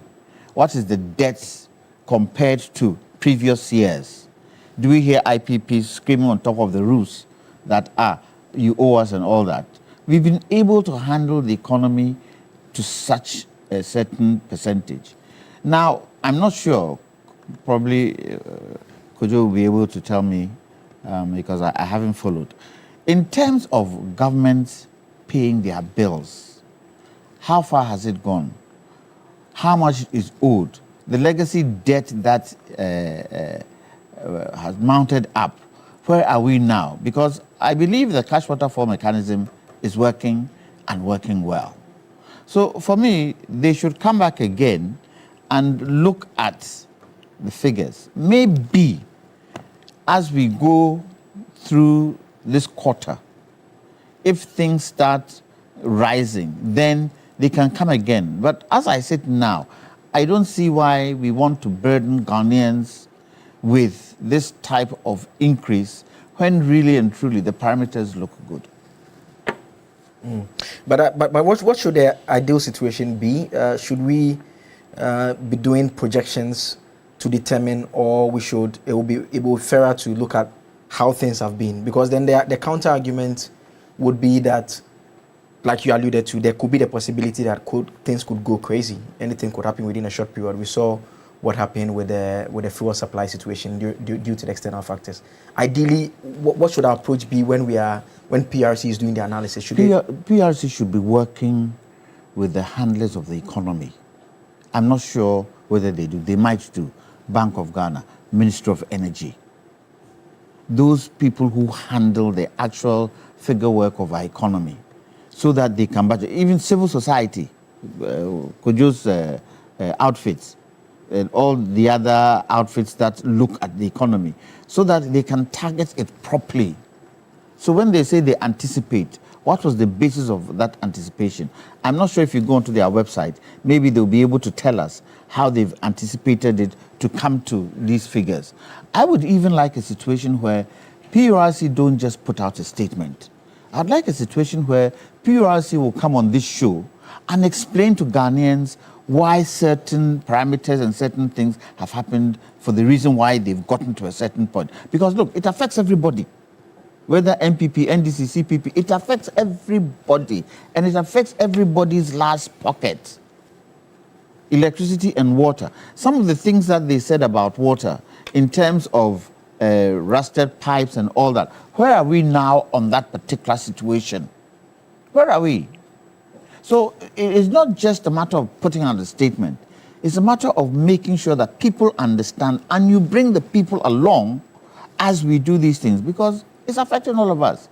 Most of all, it affects businesses. Any increase in electricity affects businesses. At the present moment, there's not enough liquidity in the system for people to be, try and be easy.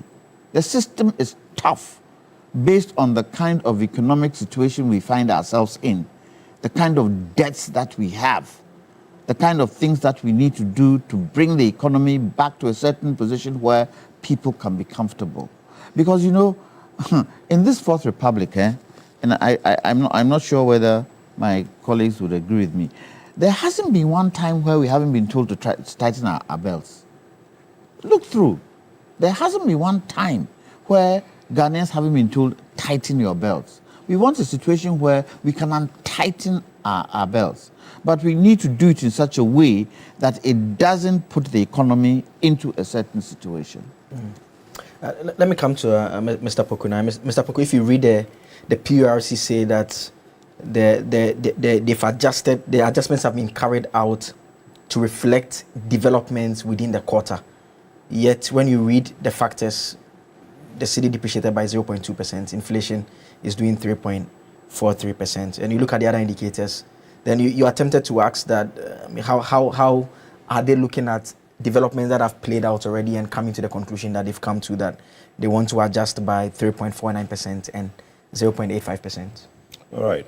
Good morning and good morning to your viewers. Let me take this opportunity to say good morning to Dr. Mahmoud Baumia, the leader of the MPP, the flag bearer of the MPP, let me say, and currently our leader. Look, I issued a statement, the Institute for Energy Policy and Research issued a statement yesterday, and at the heart of that statement is the question you asked Mr. Jantua, whether it's forward rates or historical methodology, right? We've seen inconsistency in how PURC is arriving at its project weighted average. In the past, sometimes they've used forward projected. So they look at the forward rates, what it might be, and then find a weighted average. And currently, we realize that they are using the historical, 3 months historical, and finding the weighted average.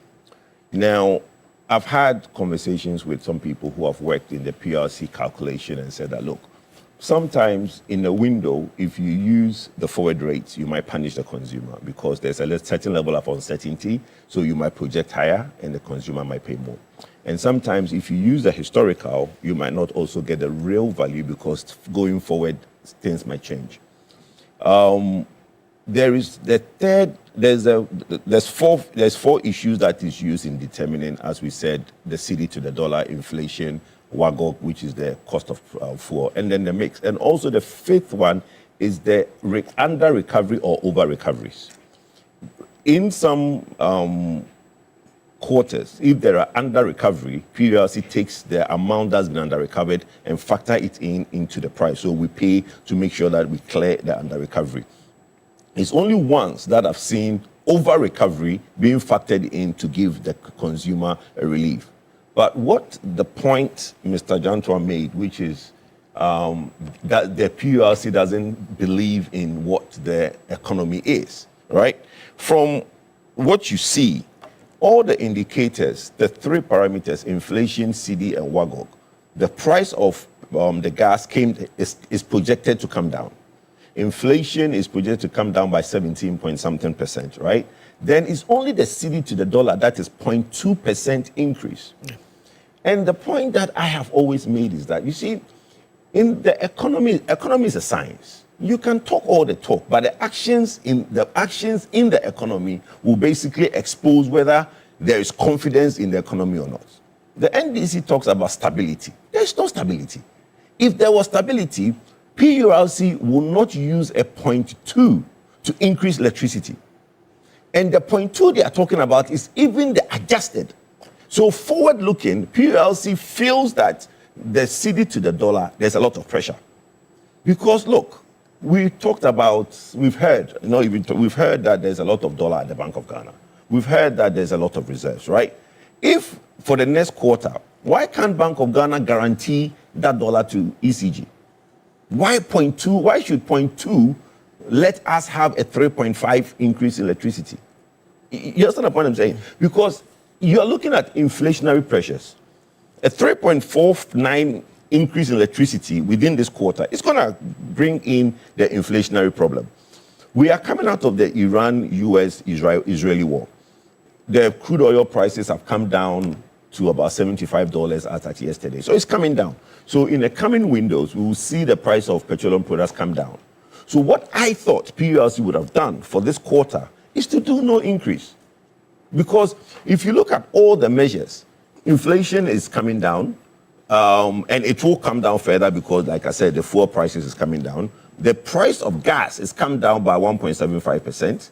Then there is the only thing that you are indicating that you think might go up by 0.2%, which is negligible, really. A 0.2% increase in currency is, you can call it negligible or not. But in that instance, Bank of Ghana, if all is well, can guarantee that price for you to say that, look, in this window, Bank of Ghana, guarantee you a fixed price, because if you are only anticipating a 0.2% increase, then leave it. Then we will go through this window without any increase. Now, what happens is that even if there are pressures we don't anticipate and it comes to bear, in the fourth quarter, we can now look at whether the parameters caused any under recoveries. Then you can factor it in a fourth quarter calculation. You understand? But then the good thing that would have happened is that the dollar to the CD would have probably stabilized, or it's been under pressure. But because the world market price of crude has come down, Ghanaians would have gotten relief at the pump, right? And then we'll have a bit in our pocket. So if you are to now increase by a certain percentage in the fourth quarter, we have excess money to be able to adjust. But this is a quarter where we are still experiencing high prices of petroleum prices. It hasn't come down yet. Then you are coming to say, let's do a 3.49 or a 3.5 increase in electricity. Really and truly, if somebody does 1,000 cedis a month, it's only 30 cedis. But you see, what you're going to put industries through is that industry will now have to factor that into their production and would increase the cost of products on the market.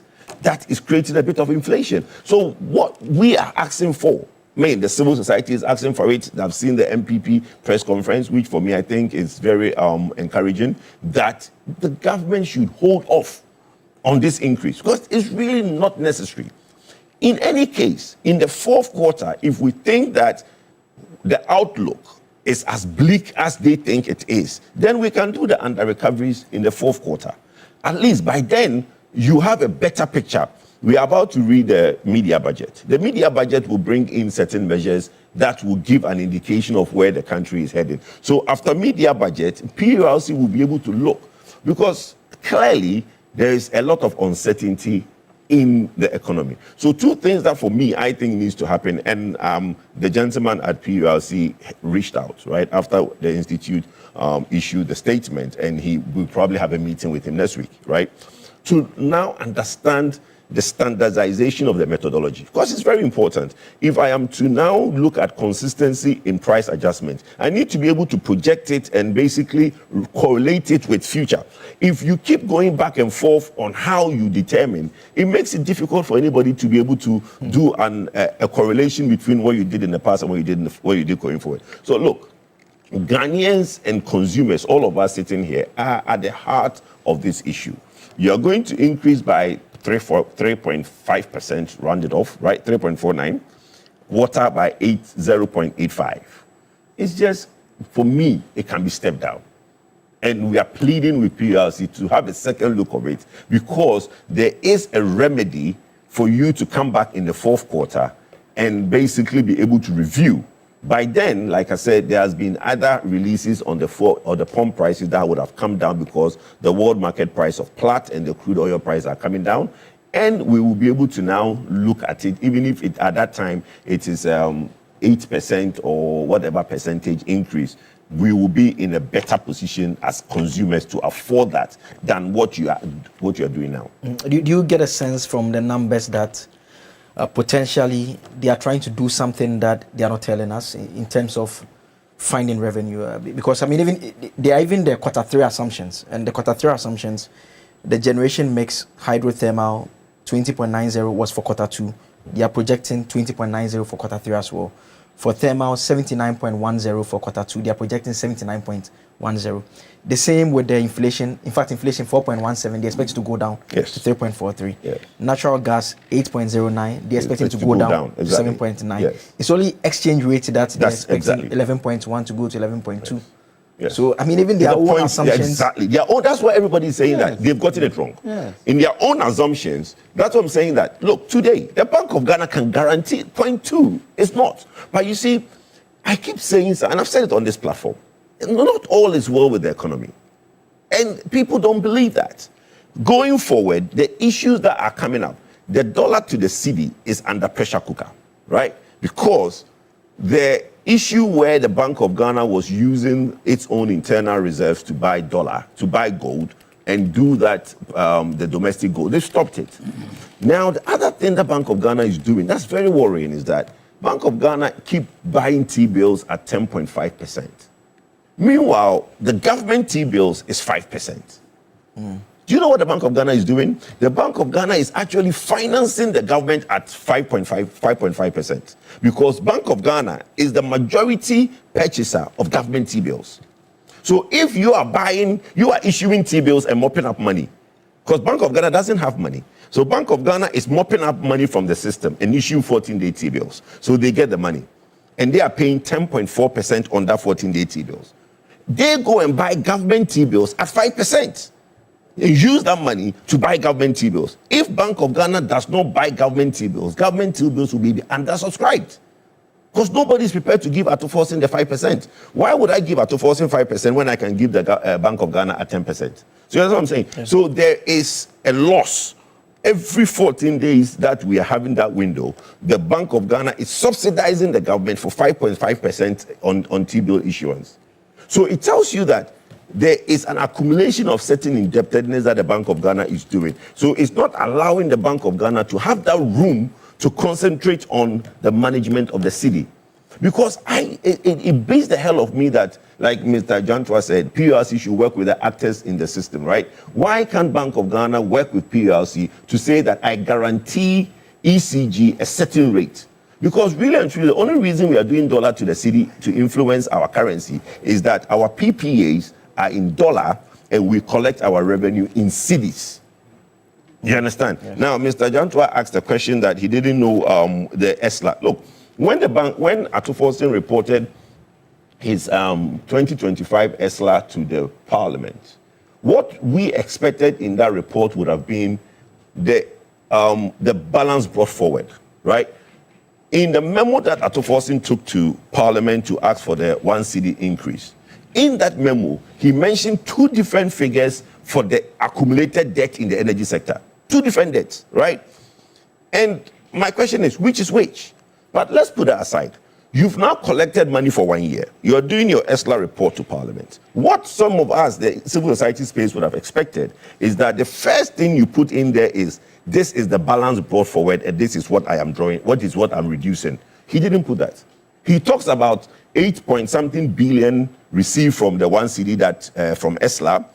Then he talks about him adding money from Treasury to support. And he has paid down X amount of money. But he doesn't tell us how much the amount was, how much have you told us how much you paid, but you've not told us how much is left. You understand? Yeah. And that, for me, if anybody from the Ministry of Finance is watching this program, is a problem. Okay. Because if you ask anybody in the energy sector, from my brother Jinapo in the energy ministry to Atufosin, they cannot give you an exact amount of what the energy sector indebtedness is. If you are paying it down and you keep taking our money to say that you are paying it down, you've given a report. That report was incomplete because it does not give us how much the energy sector debt is, how much you've paid down, and how much is left, because we can now track the payments. Okay.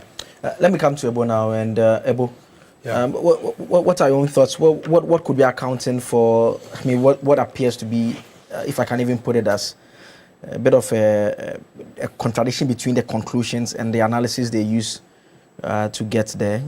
They said, they make the point that their aim is to ensure that the sector, the service providers remain financially viable and be able to deliver on their services to consumer, while bearing in mind the impact on the well-being of consumers in general. Yeah, so that is I mean, okay, let me say good morning to our viewers. Good morning to your good self, Kojo, and Nana Jantua, Kwame.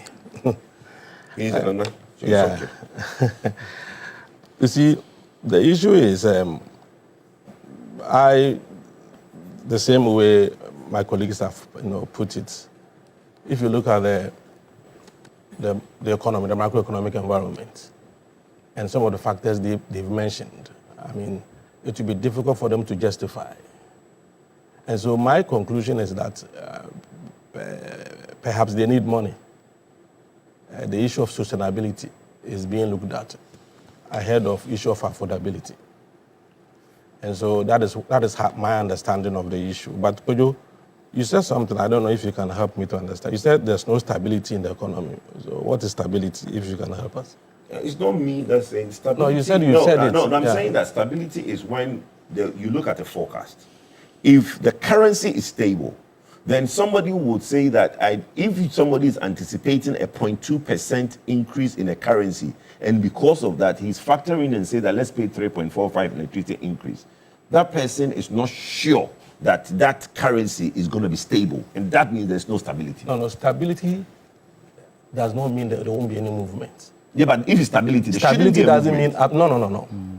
In economics, no, you asked me for my definition. In economics, I'm giving it to you. When you so say stability, then you give your definition. I've told you my definition. No, but I just want to clarify something. Okay, that's fine. Because the impression we are creating is not good. You see, we don't have to, send certain signals. But they have already sent the signals. But if you say there's no stability in the economy, why are you blaming me for sending that signal? No, but what you said. So I'm coming. I think you asked him a question. He's explained what his stability is. So you can also go ahead and tell talk us about what's your disagreement with that definition is, and advance your argument as well. Yes. For example, the CD has been stable, but it's been moving 11.5, 11.6, 11. So that's stability.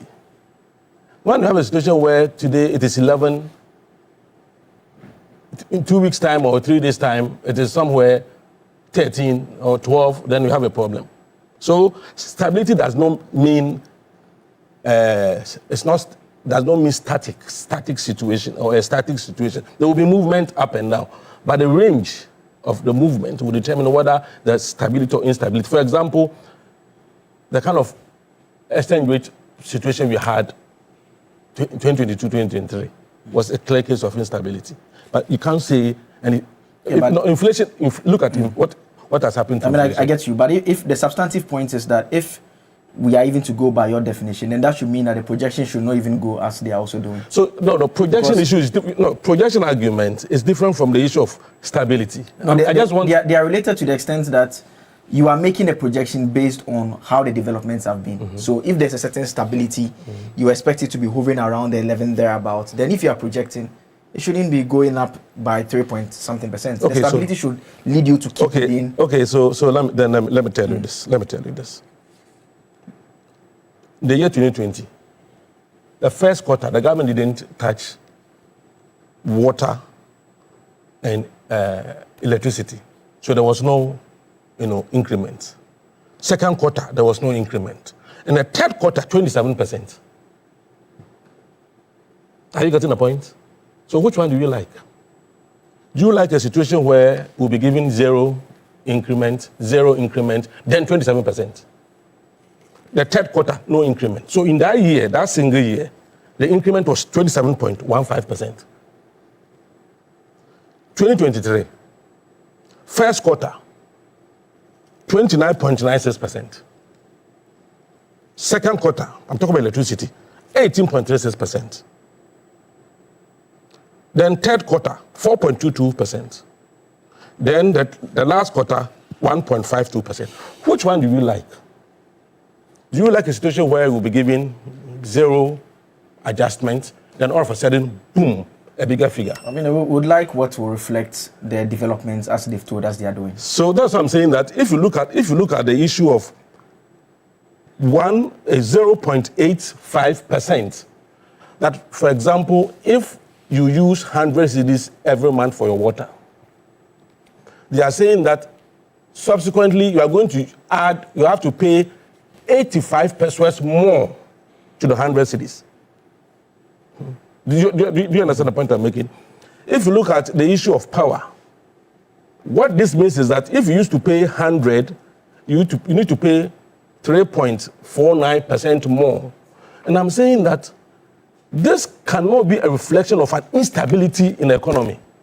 If there were to be instability in the economy, these figures will be in 20s.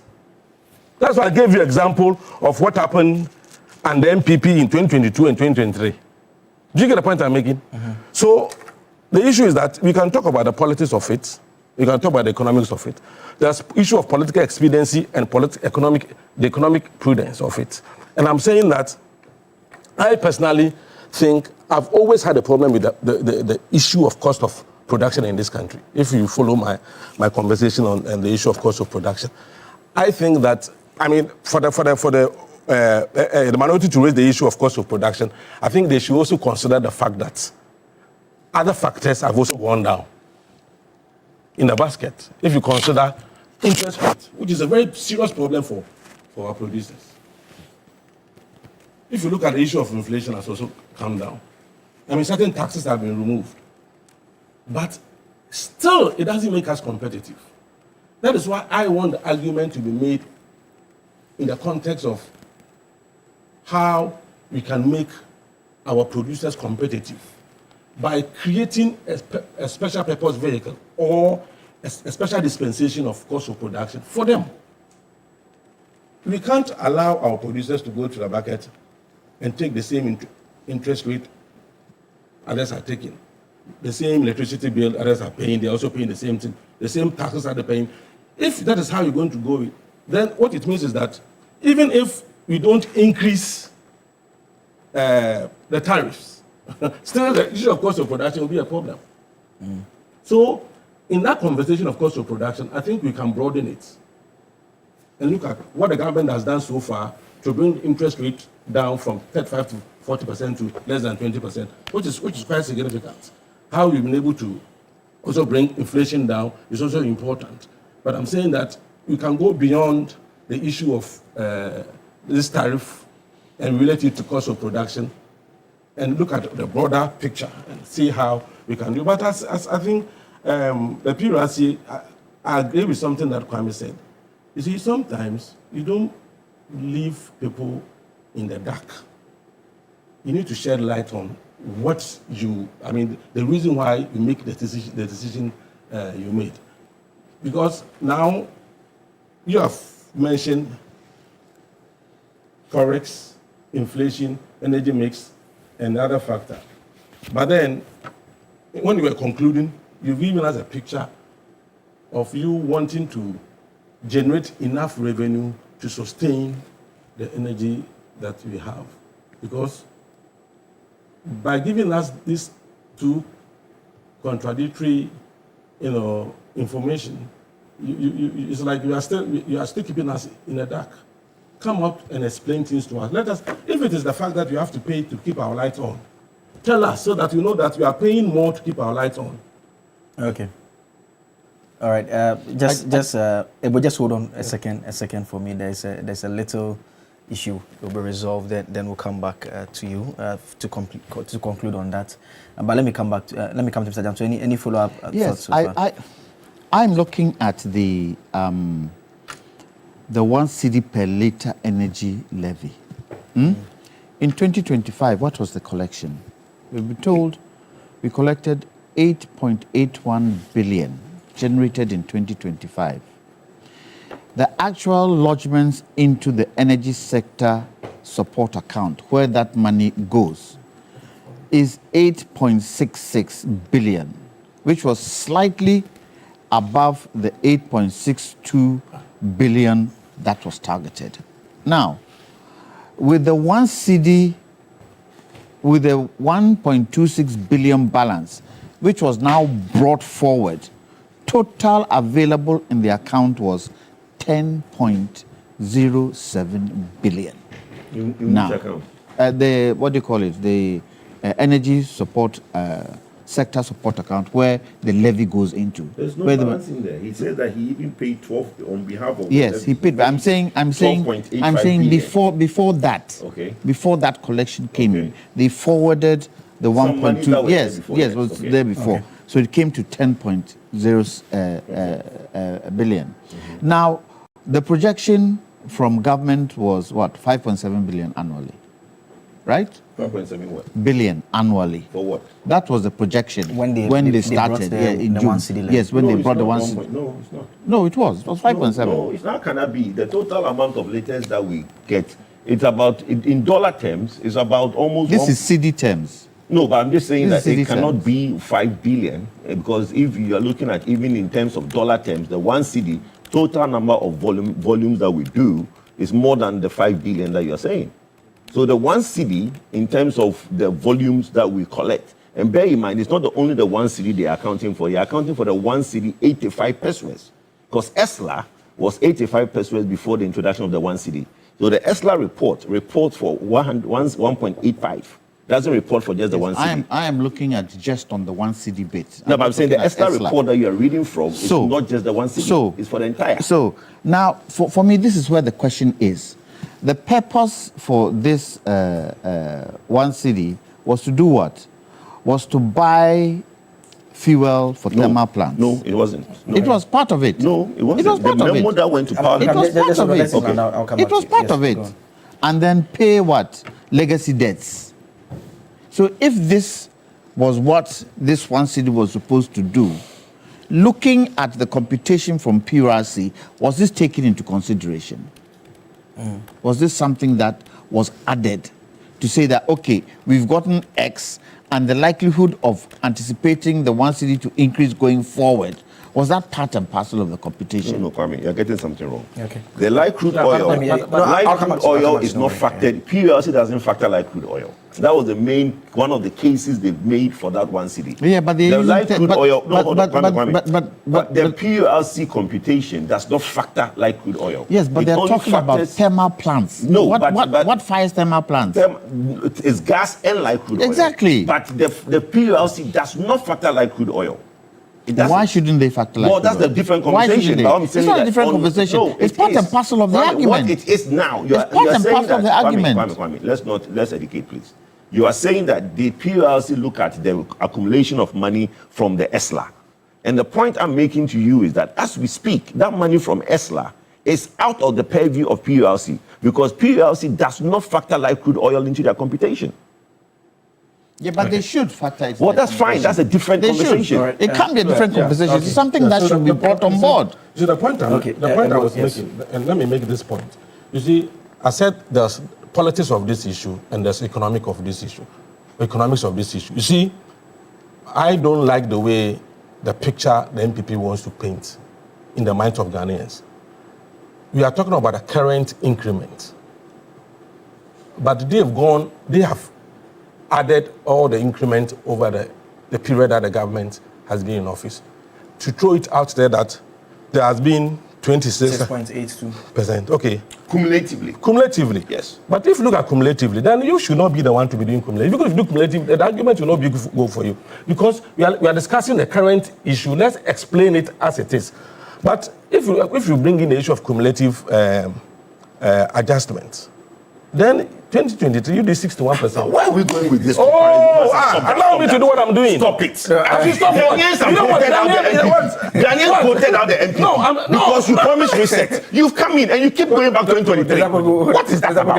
No, but you should stop that rubbish. Please. You should stop it. It's getting sorry, I'll withdraw the word rubbish. Sorry, my brother. But it's really getting annoying. It's getting annoying. Ghanaians are tired of this. You have voted a party in power. Talk to them about what you're doing in government. And stop doing this MPP thing.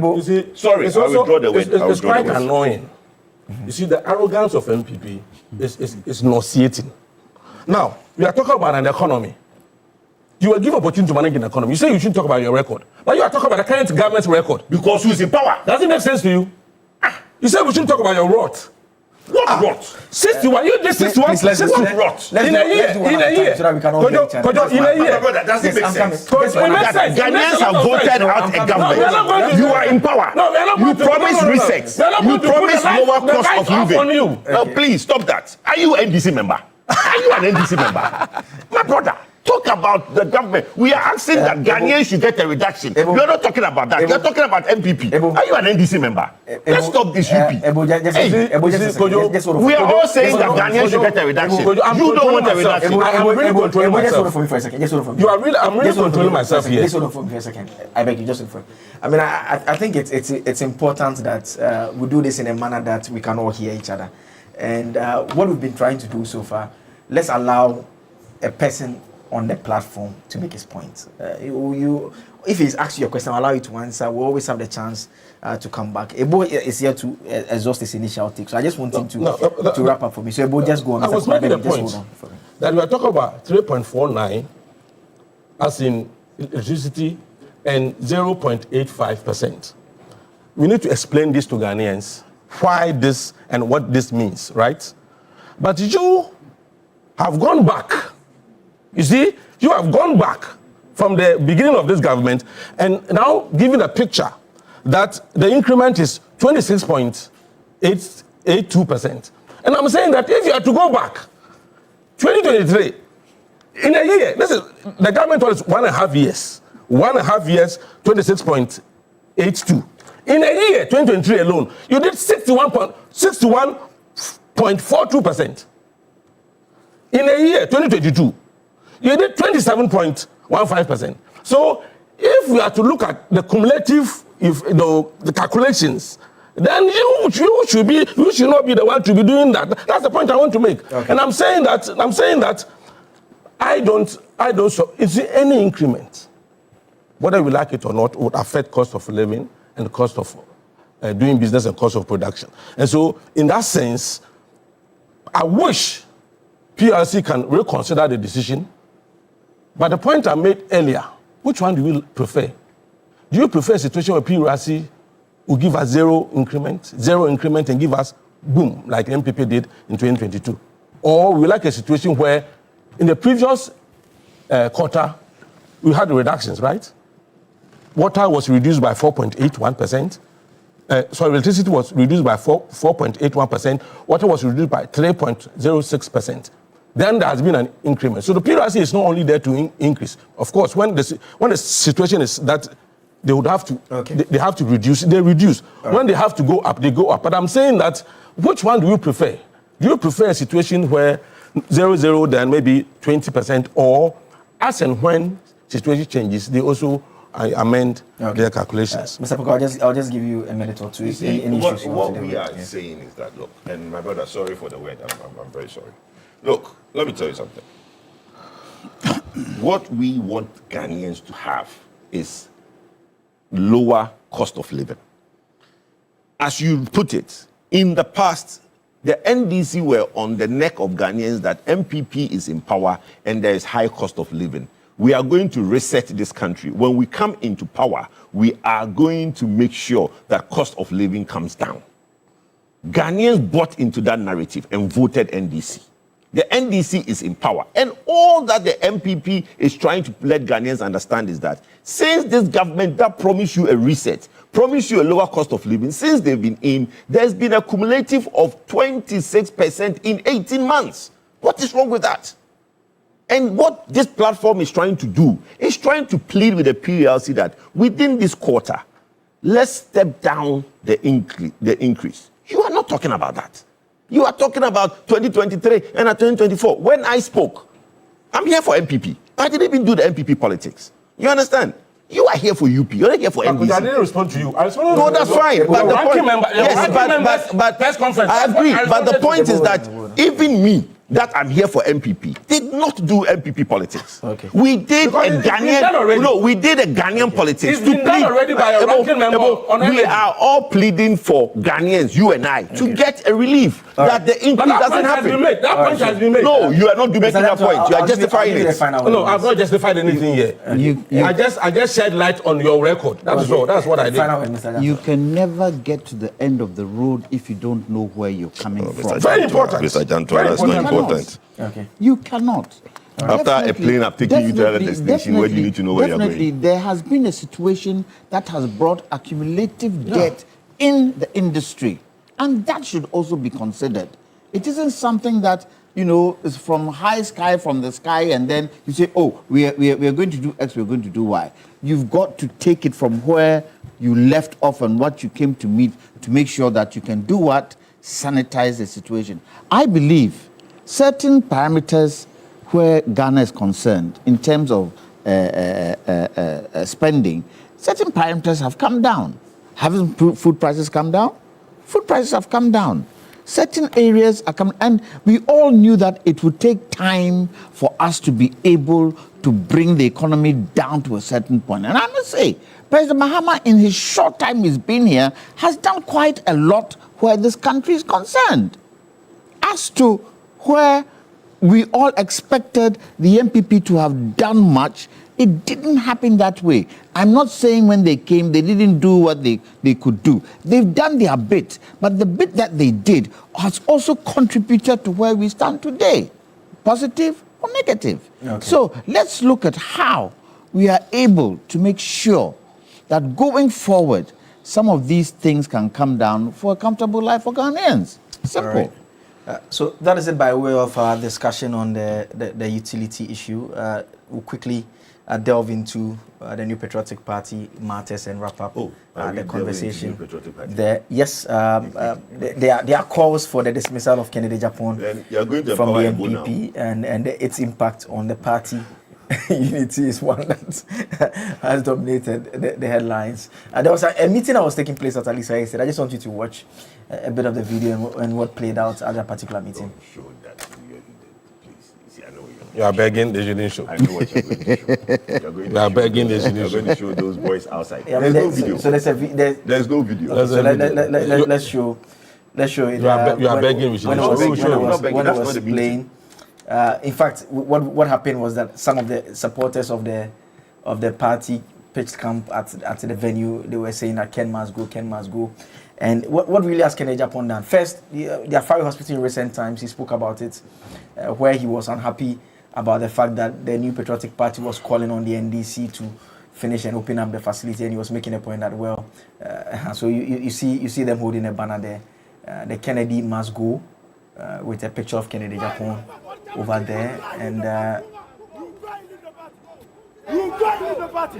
We don't need you anymore, Ken. We don't need you anymore. You got the party. You go. You are nobody. You go. You are nobody. Come on, go. You are nobody. You go. Everybody is there now. And now you're next. And now what's for me? Who's going to go? And now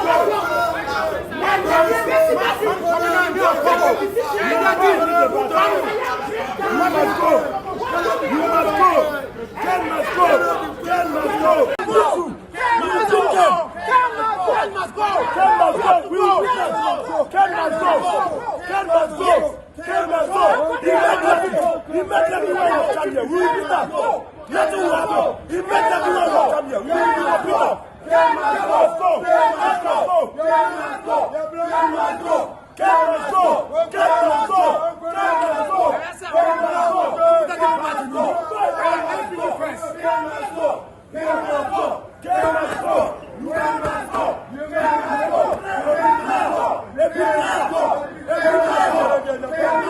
Watch your time. You make that one come here. We go get you. Let's go. You make that one come here. We go get you. You must go. Let's go. Let's go. Let's go. Let's go.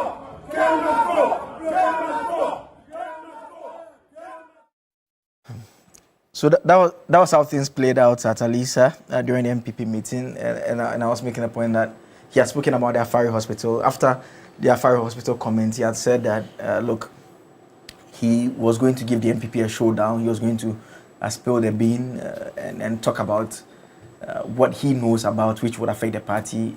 No one knows exactly what he's talking about unless we hear from he himself talk about it. But this has been a reaction from some party members who believe that he must be sacked from the New Patriotic Party. For those of you who have your ears on the ground and follow party conversations, you know that there's been some conversation about the base, that particular political grouping, and the possibility of whether it is linked to Mr. Japan or not. That's a conversation that eventually will play out and we'll have that discussion. But this is the state of the NPP. Is it fair to even say that it's the state, or is just the sentiments of a select group of people within the party? And that's what we'll be engaging our attention this morning. Maybe let me start Mr. Jantua once again for consistency. Stability and consistency is what we've been talking about this morning. I mean, why do political parties have problems with people who say something that is not consistent with what the party? What exactly did he say that is so wrong about the Afari Hospital that Ken must go? I don't know. I think he said he has information about the party in terms of why President Akufo-Addo didn't do anything about it, and why they expect. Can we put this in perspective? I think. Well, the reason people are doing chemicals is not because the question you asked, I beg you. I beg. It's better we correct it. No, it's better. Okay, maybe I'm coming. Let's do it this way. Mr. Jantua, hold on, and let me start from you then. I'm sorry about that. Let's do it this way. It's really better we do. No, the reason that Ken must go is happening is not because Honorable Ken spoke about Afari, and it's a good we put it in perspective. Okay. The Afari conversation happened. He said what he has to say. He did another interview on Net 2. Yeah, I made reference to those two events. No. So I made the question you asked. It means you're not listening. I'm listening. I'm coming. I made reference to those two events. I said that he spoke about the Afari Hospital, and secondly, he spoke about this. But when you put the question, you said that why is it that he's spoken about Afari and people say Ken must go? I want us to correct. So let me correct it. It's not a correction. It can't be a correction because I'm coming. It can't be a correction because we've not spoken to those individuals. No, but I'm coming. I'll let you talk. I'm from MPP. So I'll let you talk. If it's MPP issue, can you let me explain? I'll let you talk. No, but I want to say that I am correcting a notion that I'm from MPP. You have to listen to me. You are going to get a chance to talk on the platform to speak on MPP. Yes, but you are going to get a chance to talk. Can I ask you a question so that you answer? I mean, you're going to get a chance to talk. I'm saying that there are two events that have taken place. Yes. And those two events are what I referenced. No, but the two events are separate. The first event. But I'm saying that unless we engage. I am telling you from the party perspective. Okay. I'm telling you. So take it as a fact. There are two incidents. That's your opinion. That's not my opinion. It's the party's position, please. Okay, so the party position is that Ken must go because of the comment he made threatening the party. The reason there are petitions, you see, that's why if you let me speak, you understand. The reason there are petitions in front of NEC for yesterday's meeting was not because Ken spoke about Afari. Okay. That's not the reason there are petitions. Okay. The petitions emanated from the statement he made on Net 2, where he said that he will give MPP4 Mubenhu 2027 June, July. That is what has necessitated this issue. So the Afari issue has got nothing to do with this instance. That's why I want us to separate the two. Okay. People might think that, because he spoke about Afari, if you say that, that is why it led to this. No. Ken gave an interview, Honorable Ken Japan gave an interview on the 2 and said that in June, July next year, 2027, he's going to give MPP4 Mubehu. That statement, for me, is where he lost all of us. Because the party is united at the base. If you see, we've done the polling station election, we've done the electoral area elections, we are about doing the constituency election, and it's all been peaceful. The party is united, and about 90% of its supporters are now elected and happy. Honorable Kenneth Japon is a member of MPP. If you now say that MPP 4, it's like you are threatening the entire party. And that is why those petitions went to NEC. Okay. So it's very important that we put it out there. Everybody in MPP can say whatever they want to say. Some things we prefer is not said out. But if he's entitled to his opinion and if he speak out on a Friday, that's fine. But the minute everybody in the base, my phone was ringing, everybody's phone was ringing, when Honorable Kenneth Japon said MPP 4 will be what will happen next year, 2027. That is where the problem is. So it's very important we clarify that. Any addition on the question of the petition for him to leave the party? Any comments? Well, the petition is not for him to leave the party, please. Let's also put it in perspective. The petition, he has said something, you cannot belong to a party and threaten the party. It's an anti-party behavior. So the minute you are in a party and you threaten the party, members of the party will have cause to now petition the highest body of the party and say, look, we have a member who is portraying an anti-party behavior. That was why the petition went. Okay. Nobody is saying that we are petitioning for him to leave. Hold on. The NEC has referred the matter to the disciplinary committee. Okay. He will be called, given a fair hearing, based on his interaction with the disciplinary committee. The disciplinary committee, chaired by Mr. Mwakwata, will now give a fair hearing and make its recommendation to NEC. And they've been given 2 weeks to bring their report to NEC. Okay. At that point, NEC, the highest decision body of the party, will make a decision. Okay, so Ken must go means Ken must go to the disciplinary committee. Look, the Ken must go you hear, those are 6 or 7 party youth who are upset. Everybody is free. Demonstration is part of our constitution. People are free to express what they want. They are saying Ken must go. That's only 6 people you see in that video doing that. It doesn't mean the entire party is saying Ken must go. No. The party which is represented, you see, MPP is a law-abiding institution. We have processes that everybody goes through. Honorable Kenneth Japon will be given a fair hearing at the disciplinary committee, and if he goes there and explain himself, give reason why he did that, the disciplinary committee will recommend what should be done going forward, and the National Executive Committee will take a decision in 2 weeks. Okay. Ebo, I'll come back to you, Mr. Janton. I'll come back to you. Yes, Ebo. MPP. You see, because MPP is a public. I'm here. What? It's a public institution. We should all be concerned about things that happen in that political party. Ghanaians gave them 8 years to govern this country. They couldn't govern well. They destroyed almost everything that they came to meet. Then, in opposition,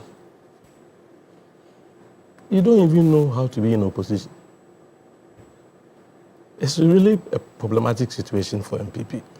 In government, you failed woefully. In opposition, you are failing. Now, within your party, look at what is happening. They always want to portray strength and unity on the surface. But the undercurrent MPP is suffering from. It's yet to come out. This is just the beginning. You have a political party. Kojo says the party is law-abiding. A political party that does not even respect its own constitution. This disciplinary committee, is it the one that Abronya described as bogus? Is it the same committee that is going to meet Ken? When Abronya misbehaved, and the General Secretary said he was going to refer him to he said, no disciplinary committee can meet me. That bogus.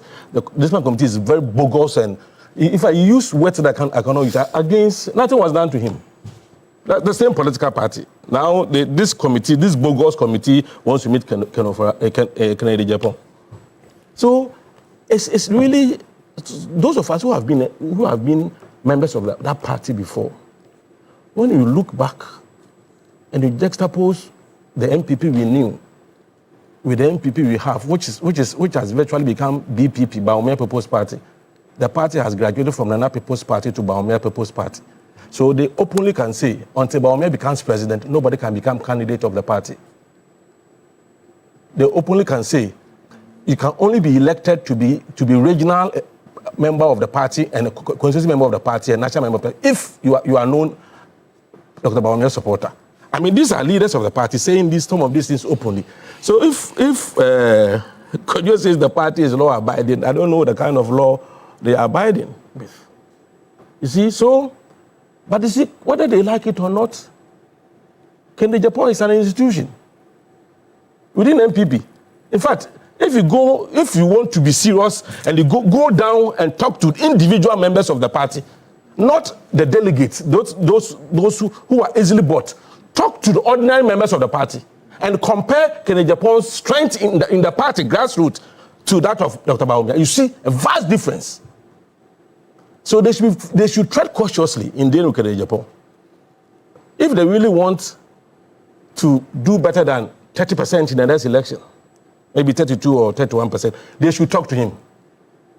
So that at least he won't be muddying the waters for them the way he's likely to muddy the waters if care is not taken. So I don't know where to put them again. In parliament, they are failing. In government, they fail. In opposition, they are failing. In their party, they are failing. And everybody must be concerned. They are not prepared for power anytime soon. At least in the next maybe 24 years, if you can consider them, that would be okay. But from the way they are behaving, and look at the insults. Yesterday, I saw those holding the banners. They were spitting on the banners as though Ken was the one on the banner. So they were spitting on him. They were spitting on him. This is MPP for you. You see, the moment the chain was broken, the party had a tradition, transfer of power from Kufuor to Nana, from Nana to, well, Nana was supposed to be Alan, then that chain was broken. An alien was brought into the party, somebody with NDC antecedent, who had never paid a cedi as a dues to the party. He had never even mentioned the name of the party to anyone. That alien was brought in. The moment that alien was brought in, that was the beginning of the problems of the party. Who is that alien you're referring to? I'm talking Dr. Bawumia. How can you call Dr. Bawumia an alien? It was an alien to the party. You're not letting me draw that. Who's an alien? He was an alien to the party. How can you say that? He was an alien. And when I say something, he was an outsider. you say I should withdraw. He was an outsider. Some of these things is very unfortunate. You should let him withdraw. Before I even asked you to withdraw, you withdrew it yourself because you agreed with the point that it was not fair you had said. Yes. What you had said. But I mean, everyone joins a party at a certain point in time. I'm saying that he didn't join the party to become a member. He would join the party to become a candidate. Yeah, but I'm saying that everyone will join at a point in time. Some will join just to become members. That's what I'm saying, that when an outsider was brought in. You mean someone who was not part of the party? Yeah, was brought in to become a running mate. Just land on that point for me. And when that happened and the chain was broken, that was the beginning of the problem of the party. So what is happening is the handiwork of Nana Akufo-Addo, that he left the party in tatters, and that is what they have now. I really don't wish them well. I wish there will be more disintegration in that political party. All right. So the production team just drew my attention to this. It's a petition that was sent to the New Patriotic Party by 5 members of Parliament. The petition was signed by Dr. Nana Uefriye, ranking member of the Health Committee and MP for Efidrasia Sokori, Dr. Patrick Boachi Yadom, MP for Boase East, Dr. Kingsley Ajimai, MP for Ebuakwa South, Alexander Akusiakwa, MP for Achimorda, and Frank Yeboah, MP for Ekwima in Wabieja. And this is a petition that is actually reported on Ghana Web as well. Media members of the Parliamentary Select Committee petitioning the minority leadership in Parliament over comments made by former Sin Central MP Kennedy Japan regarding their recent visit to the Afari Military Hospital. It's addressed to the minority leadership and copied to the New Patriotic Party flag bearer. And they make the point that Following the incident, Kennedy Japan publicly criticized the visit and made claims which in their view contradicted the known facts regarding the operational readiness of the hospital. And they argued that the visit was neither unilateral or unauthorized. And so it was inappropriate for Mr. Japan to publicly criticize a decision that has been sanctioned by minority leadership. So they go on to say that failure to address the matter would weaken the authority of the minority leadership, encourage indiscipline within the party, and undermine the NPP's electoral prospects. And so they're asking that something needs to be done about that particular situation. They want the leadership to publicly rebuke Mr. Japan for remarks and the conduct, and they said it has the potential to undermine the collective efforts and image of the minority caucus there. So that is just to address some of the issues that have come up. Mr. Anton, I'll give you the final word on the NPP. So who will rebuke Ken? Who in the MPP establishment will rebuke Ken? He's a colossus in the MPP. No two ways about that. And bigger than the party? It's not bigger than the party, but he's a colossus. He's somebody who, when he talks, people listen and supporters listen to him. But let me ask, if a non-entity said 2027, what would be the response? Will they go down the same line they are going down with Ken? And it goes to show, there is some fear of Ken because of the kind of sensitive information he holds. And if he decides to bring that sensitive information out, it can cause damage to the MPP. Okay. You see, this is where they get it wrong. This is where they get it wrong. Kojo, when you were talking, I was quiet, so please be quiet. When you're talking, I didn't talk. I was quite listening to you, so please be quiet. This is where they get it wrong. In the sense that you need to build confidence within the people. From the kind of electoral figures you got, yours is to build confidence within the people. And if you find one of your members is going wayward, pull him in. Don't create a situation where people now stand on that situation to damage you further. But they don't listen. Because there are people in the MPP who feel they are hanchos, who feel they are untouchable. If for nothing at all, Nana Akufo-Addo brought this party down. From the election results he got in 2017, for the election results that they got in 2024, he brought the party down. And you've got to rebuild that party. I keep telling Ghanaians, use the CPP as an example. I keep telling them, use the CPP as an example. And people do not like this kind of thing that they are doing. People do not like it. People want a fair competition. And if one of your members is going out of line, pull him in. Don't fight openly. Pull him in. I mean, but that member does not want to be pulled in. There are many ways of killing a cat. Yeah, but he is fighting. I said there are many ways. There are many ways of killing a cat. Ken is gone. He's a goner.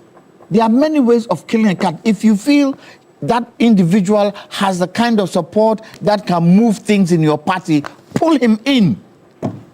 Pull him in. Sit with him.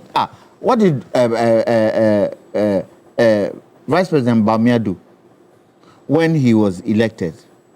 Didn't he pull all of them in? Did he not pull all of them in? And he had a reason for pulling all of them in. There needs to be somebody within the MPP who can bring sanity. Who can bring sanity, maturity. That's why I keep telling them, go sit with President Kufuor. Go sit with, if you need direction, go sit with President Kufuor. He has the experience, he has the wherewithal, he has been there for quite a long time. He is still alive to guide you. Because with this kind of way they are going about the politics in their party, I don't think it will help them. Ghanaians don't like this kind of division. All right. That's all time would allow us this morning. I must... there's something that I must address. The statement you read. I'm coming. Okay. There's something that I must address. We were supposed to have a rep from the National Democratic Congress join us. We were expecting him to come. He did not show up, and the information he's given us Not Abraham Amaliba, I must say, not Abraham Amaliba. Amaliba wasn't supposed to come today. He sends his greetings. He sends his greetings. But he got him to represent him, which he done a very good job at it. He represented him. He represented him.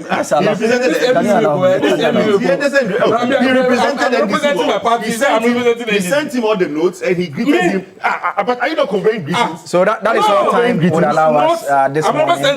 My guest, are you not conveying greetings? But let me make a quick statement. It's the time that you allow me to stop that you've taken it. Oh, my brother. Ebo Bakman is with the United Party and Kwame Jantua is with the Convention People's Party. Big Issue as always is sponsored by the University of Gold Coast. Whether you are aiming for a specialist MBA in marketing, communication, operations, supply chain, human resource management, finance, entrepreneurship, innovation, or business intelligence analytics, or you want to advance through our dual MBA or chartered manager MBA, University Gold Coast gives you options that match your vision. And if your next step is an MSc in international relations, communication, international marketing, international law, security diplomacy, accounting, finance, or human resource management, an LLM in international law, security diplomacy, or an MA in biblical studies, practical theology, the pathway is open. You can apply because at University of Gold Coast, we make it practical, flexible learning, flexible entry, and flexible payment. Study around your work and life and choose a route that fits your background and pay inconvenient installments. Your dream deserves structure. Your future deserves strategy. Your purpose deserves training. You can apply now at www.ugc.edu.gh or you can call or WhatsApp us on 026-388-8555. University of Gold Coast. There, building leaders for the nations. We'll take a quick break. We'll be right back with the latest in the world of sports. Stay tuned in.